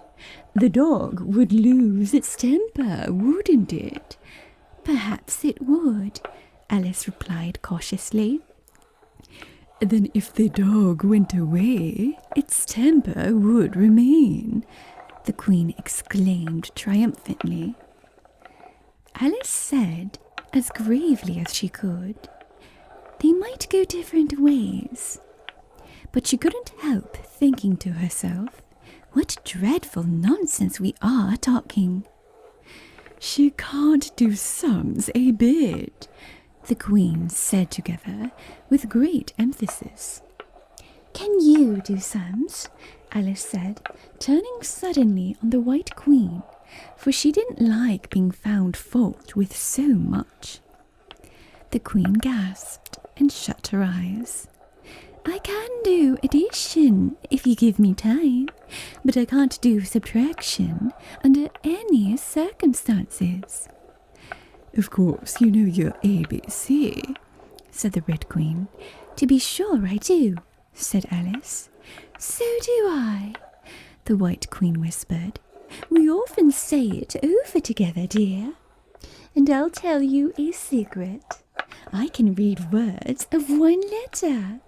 Isn't that grand? However, don't be discouraged. You'll come to it in time. Here the Red Queen began again. Can you answer useful questions? She said. How is bread made? I know that, Alice cried eagerly. You take some flour. Where do you pick the flour? The White Queen asked. In a garden or in the hedges? Well, it isn't picked at all, Alice explained. It's ground. How many acres of ground? Said the White Queen. You mustn't leave out so many things. Fan her head, the Red Queen anxiously interrupted. She'll be feverish after so much thinking. So they set to work and fanned her with bunches of leaves, till she had to beg them to leave off. It blew her hair about so. She's all right again now, said the Red Queen. Do you know languages? What's the French for fiddle-dee-dee? Fiddle-dee-dee's not English, Alice replied gravely. Whoever said it was? Alice thought she saw a way out of the difficulty this time. If you tell me what language fiddle-dee-dee is, I'll tell you the French for it, she exclaimed triumphantly. But the Red Queen drew herself up rather stiffly and said, Queens never make bargains. I wish queens never asked questions, Alice thought to herself. Don't let us quarrel, the White Queen said in an anxious tone. What is the cause of lightning? The cause of lightning, Alice said very decidedly, for she felt quite certain about this, is the thunder. No, she hastily corrected herself. I meant the other way. It's too late to correct it, said the Red Queen. When you've once said a thing, that fixes it, and you must take the consequences. Which reminds me, the White Queen said, looking down and nervously clasping and unclasping her hands.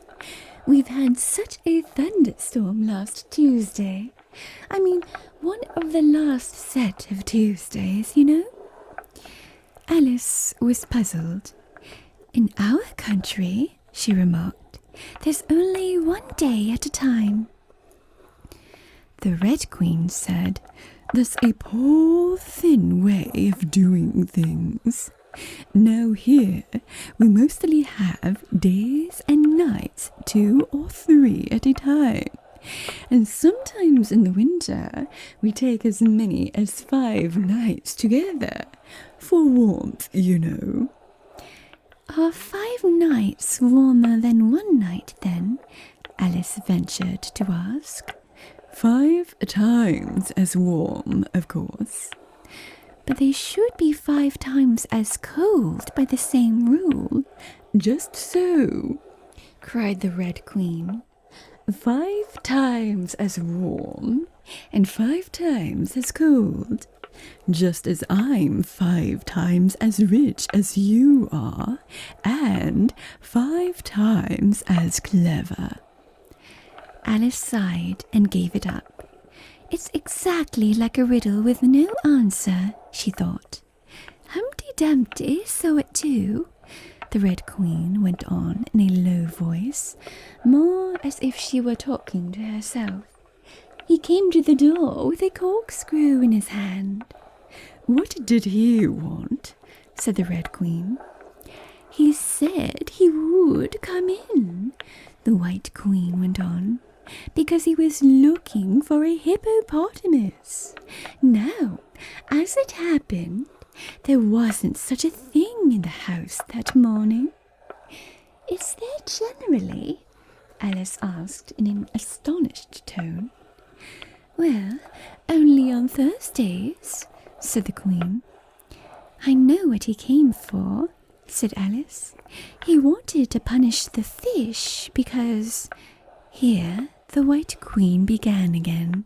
It was such a thunderstorm you can't think. She never could, you know, said the Red Queen. And part of the roof came off, and ever so much thunder got in, and it went rolling round the room in great lumps, and knocking over the tables and things, till I was so frightened I couldn't remember my own name. Alice thought to herself, I never should try to remember my name in the middle of an accident. Where would be the use of it? But she did not say this aloud, for fear of hurting the poor Queen's feeling. Your Majesty must excuse her, the Red Queen said to Alice, taking one of the White Queen's hands in her own and gently stroking it. She means well, but she can't help saying foolish things as a general rule. The White Queen looked timidly at Alice, who felt she ought to say something kind, but she couldn't really think of anything at the moment. She never was really well brought up, the Red Queen went on, but it's amazing how good-tempered she is. Pat her on the head and see how pleased she'll be. But this was more than Alice had courage to do. A little kindness and putting her hair in papers would do wonders with her. The White Queen gave a deep sigh and laid her head on Alice's shoulder. I am so sleepy, she moaned. She's tired, poor thing, said the Red Queen. Smooth her hair, lend her your nightcap, and sing her a soothing lullaby. I haven't got a nightcap with me, said Alice, as she tried to obey the first direction, and I don't know any soothing lullabies. I must do it myself, then, said the Red Queen, and she began. Hush-a-bye, lady, in Alice's lap, till the feast's ready, we've time for a nap. When the feast's over, we'll go to the ball, Red Queen and White Queen and Alice and all. And now you know the words, she added, as she put her head down on Alice's other shoulder. Just sing it through to me. I'm getting sleepy too. In another moment, both queens were fast asleep and snoring loud. What am I to do? Exclaimed Alice, looking about in great perplexity. as first one round head and then the other rolled down from her shoulder and lay like a heavy lump in her lap. I don't think it ever happened before that anyone had to take care of two queens asleep at once. No, not in all the history of England. It couldn't, you know, because there never was more than one queen at a time. Do wake up, you heavy things, she went on in an impatient tone. But there was no answer but a gentle snoring. The snoring got more distinct every minute and sounded more like a tune. At last she could even make out the words, and she listened so eagerly that, when the two great heads vanished from her lap, she hardly noticed them. She was standing before an arched doorway over which were the words Queen Alice in large letters, and on each side of the arch there was a bell handle. One was marked Visitor's Bell and the other Servant's Bell. I'll wait till the song's over, thought Alice, and then I'll ring the... Which bell must I ring? She went on, very much puzzled by the names. I'm not a visitor, and I'm not a servant. There ought to be one marked Queen, you know. Just then, the door opened a little way, and a creature with a long beak put its head out for a moment and said, "No admittance till the week after next," and shut the door again with a bang. Alice knocked and rang in vain for a long time, but at last a very old frog, who was sitting under a tree, got up and hobbled slowly towards her. He was dressed in bright yellow and had enormous boots on. "What is it now?" the frog said in a deep, hoarse whisper. Alice turned round, ready to find fault with anybody. "Where's the servant whose business it is to answer the door?" she began angrily. "Which door?" said the frog. Alice almost stamped with irritation at the slow drawl in which he spoke. "This door, of course." The frog looked at the door with his large, dull eyes for a minute. Then he went nearer and rubbed it with his thumb, as if he were trying whether the paint would come off. Then he looked at Alice. "To answer the door," he said. "What's it been asking of?" He was so hoarse that Alice could scarcely hear him. "I don't know what you mean," she said. "I talks English, doesn't I?" the frog went on. "Or are you deaf? What did it ask you?" "Nothing," Alice said impatiently. "I've been knocking at it." Shouldn't do that, the frog muttered. "Vexes it, you know." Then he went up and gave the door a kick with one of his great feet. "You let it alone," he panted out as he hobbled back to his tree. "And it'll let you alone, you know." At this moment, the door was flung open, and a shrill voice was heard singing, "To the looking-glass world it was that Alice said, I've a sceptre in hand, I've a crown on my head. Let the looking-glass creatures, whatever they be, come and dine with the Red Queen, the White Queen, and me." And hundreds of voices joined in the chorus.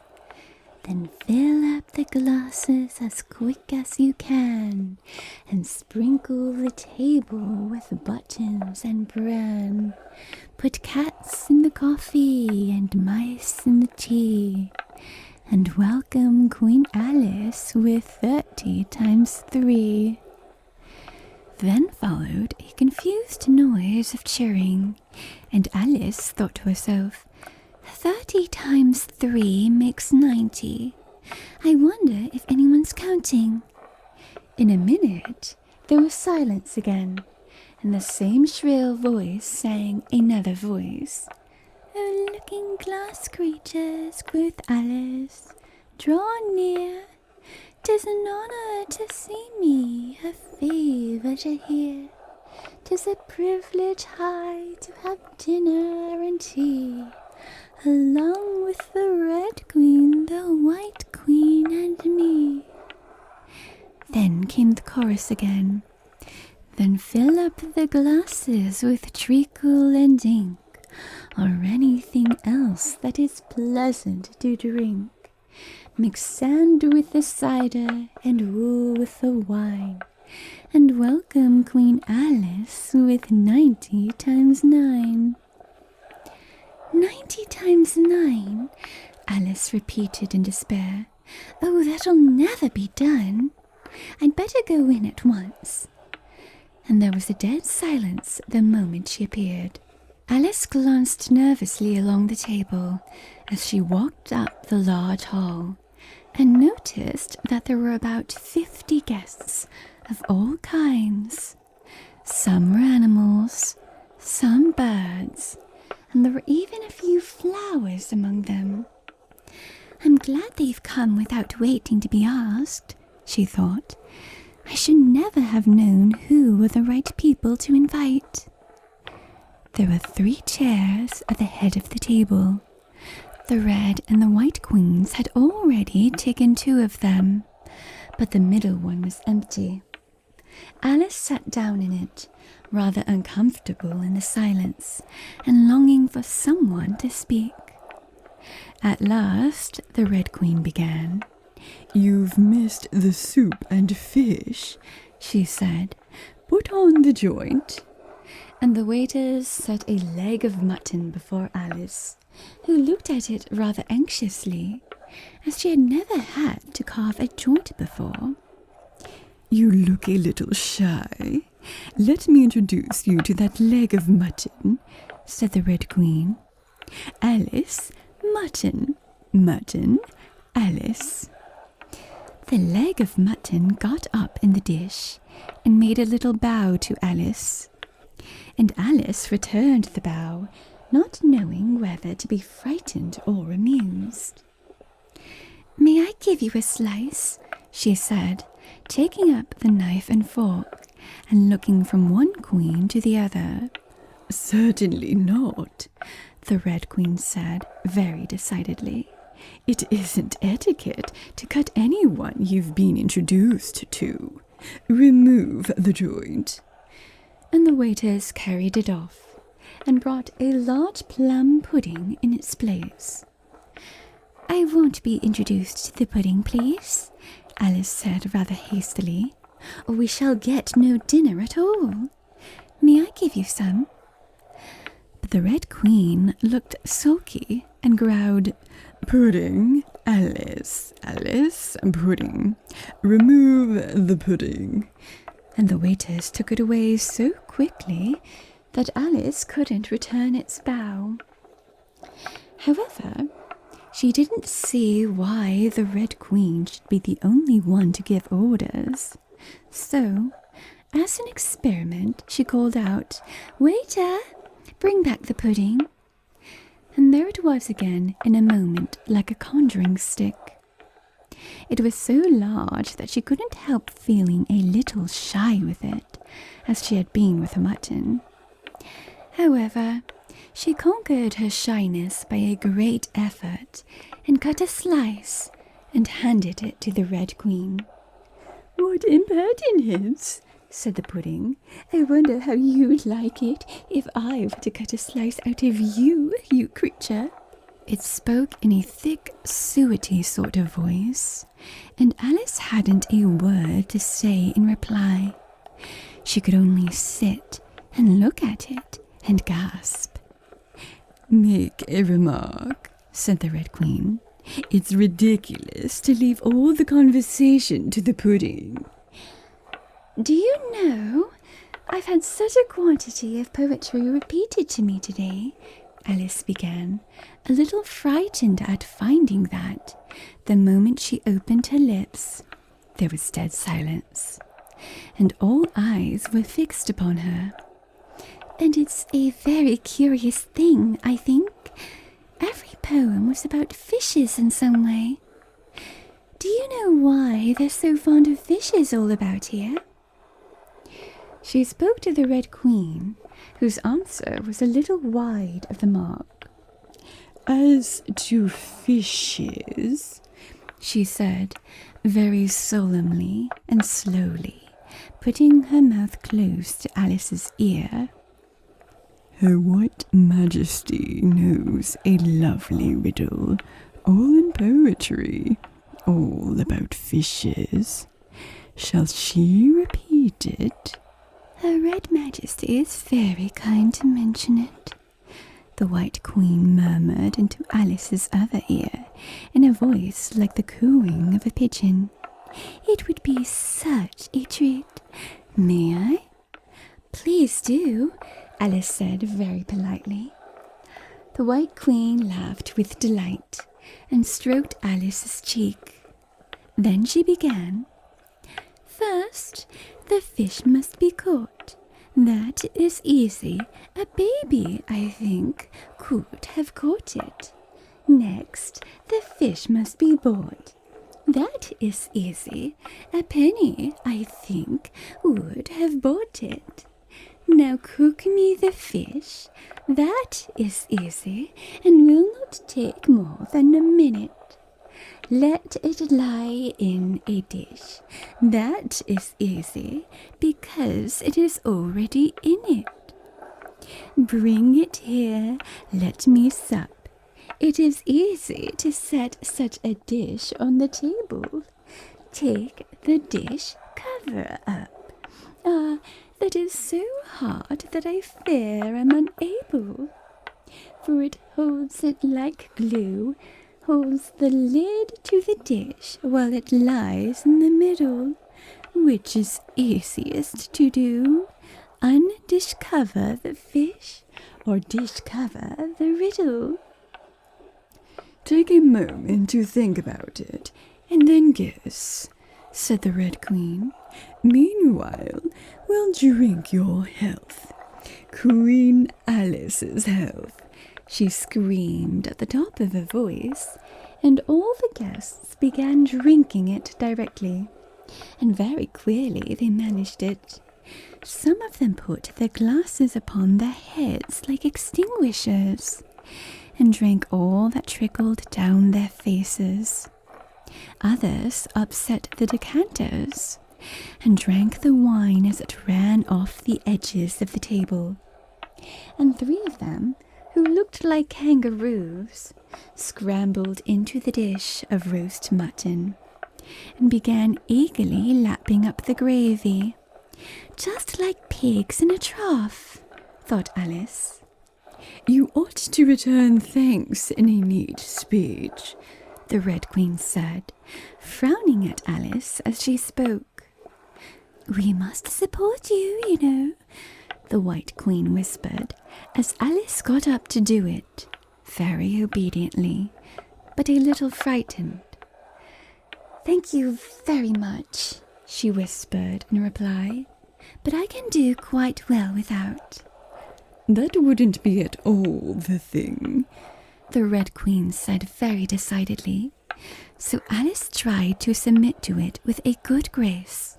And they did push so, she said afterwards, when she was telling her sister the history of the feast.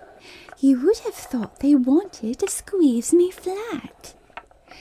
In fact, it was rather difficult for her to keep in her place when she made her speech.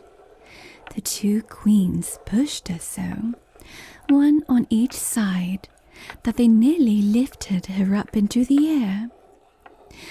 I rise to return thanks, Alice began, and she really did rise as she spoke, several inches, but she got hold of the edge of the table and managed to pull herself down again. "Take care of yourself," screamed the White Queen, seizing Alice's hair with both her hands. "Something's going to happen." And then, as Alice afterwards described it, all sorts of things happened in a moment. The candles all grew up to the ceiling, looking something like a bed of rushes with fireworks at the top. As to the bottles, they each took a pair of plates, which they hastily fitted on as wings, and so, with forks for legs, went fluttering about in all directions. And very like birds they look, Alice thought to herself, as well as she could in the dreadful confusion that was beginning. At this moment, she heard a hoarse laugh at her side, and turned to see what was the matter with the White Queen. But instead of the Queen, there was the leg of mutton sitting in the chair. "Here I am," cried a voice from the soup tureen, and Alice turned again, just in time to see the Queen's broad and good-natured face grinning at her for a moment over the edge of the tureen, before she disappeared into the soup. There was not a moment to be lost.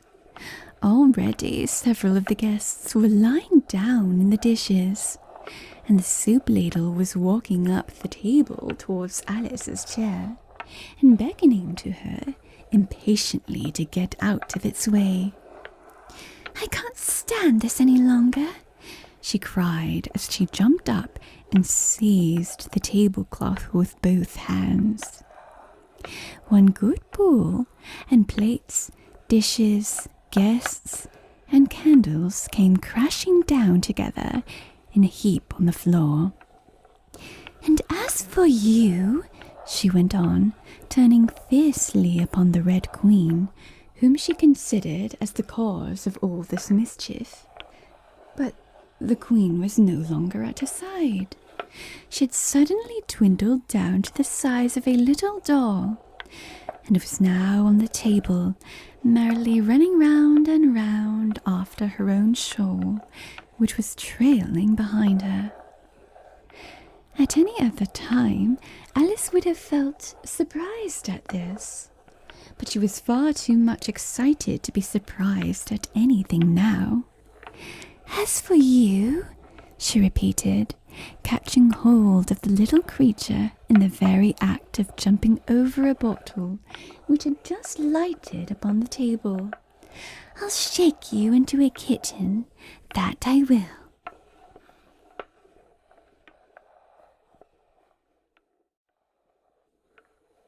Chapter 10. Shaking. She took her off the table as she spoke, and shook her backwards and forwards with all her might.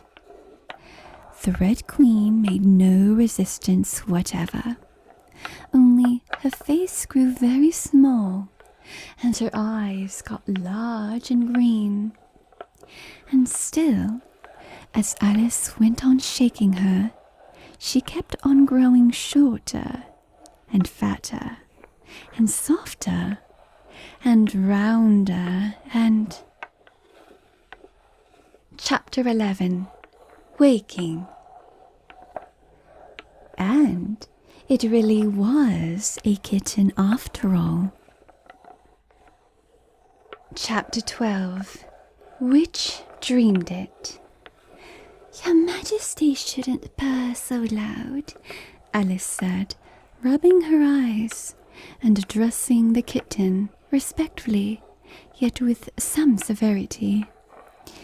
"You woke me out of, such a nice dream. And you've been along with me, Kitty, all through the looking-glass world. Did you know it, dear?" It is a very inconvenient habit of kittens, Alice had once made the remark, that whatever you say to them, they always purr. "If they would only purr for yes and mew for no, or any rule of that sort, she had said, so that one could keep up a conversation. But how can you talk with a person if they always say the same thing? On this occasion the kitten only purred, and it was impossible to guess whether it meant yes or no. So Alice hunted among the chessmen on the table till she had found the Red Queen. Then she went down on her knees on the hearthrug and put the kitten and the Queen to look at each other. "Now, Kitty," she cried, clapping her hands triumphantly, "confess that was what you turned into." "But it wouldn't look at it," she said when she was explaining the thing afterwards to her sister. "It turned away its head and pretended not to see it. But it looked a little ashamed of itself, so I think it must have been the Red Queen."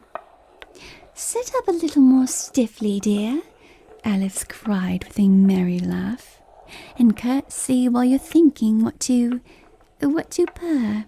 It saves time, remember." And she caught it up and gave it one little kiss, just in honor of having been a Red Queen. "Snowdrop, my pet," she went on, looking over her shoulder at the white kitten, which was still patiently undergoing its grooming. "When will Dinah have finished with your white majesty, I wonder? That must be the reason you were so untidy in my dream. Dinah, do you know that you're scrubbing a white queen? Really, it's most disrespectful of you." "And what did Dinah turn to, I wonder?" she prattled on, as she settled comfortably down, with one elbow in the rug, and her chin in her hand, to watch the kittens. "Tell me, Dinah, did you turn into Humpty Dumpty? I think you did. However, you'd better not mention it to your friends just yet, for I'm not sure. By the way, Kitty, if only you'd been really with me in my dream, there was one thing you would have enjoyed. I had such a quantity of poetry said to me, all about fishes. Tomorrow morning you shall have a real treat. All the time you're eating your breakfast, I'll repeat the walrus and the carpenter to you, and then you can make believe it's oysters, dear. Now, Kitty, let's consider who it was that dreamed it all. This is a serious question, my dear, and you should not go on licking your paw like that, as if Dinah hadn't washed you this morning. You see, Kitty, it must have been either me or the Red King. He was part of my dream, of course, but then I was part of his dream too. Was it the Red King, Kitty? You were his wife, my dear, so you ought to know. Oh, Kitty, do help to settle it. I'm sure your paw can wait." But the provoking kitten only began on the other paw, and pretended it hadn't heard the question. "Which do you think it was?" A boat beneath a sunny sky, lingering onward dreamily in an evening of July. Children three that nestle near, eager eye and willing ear, pleased a simple tale to hear.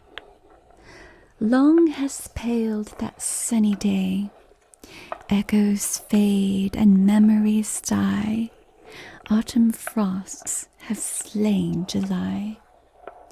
Still she haunts me, phantom-wise, Alice moving under skies, never seen by waking eyes.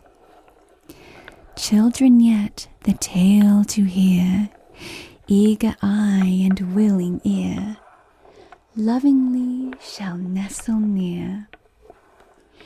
In a wonderland they lie, dreaming as the days go by, dreaming as the summers die. Ever drifting down the stream, lingering in the golden gleam. Life, what is it but a dream?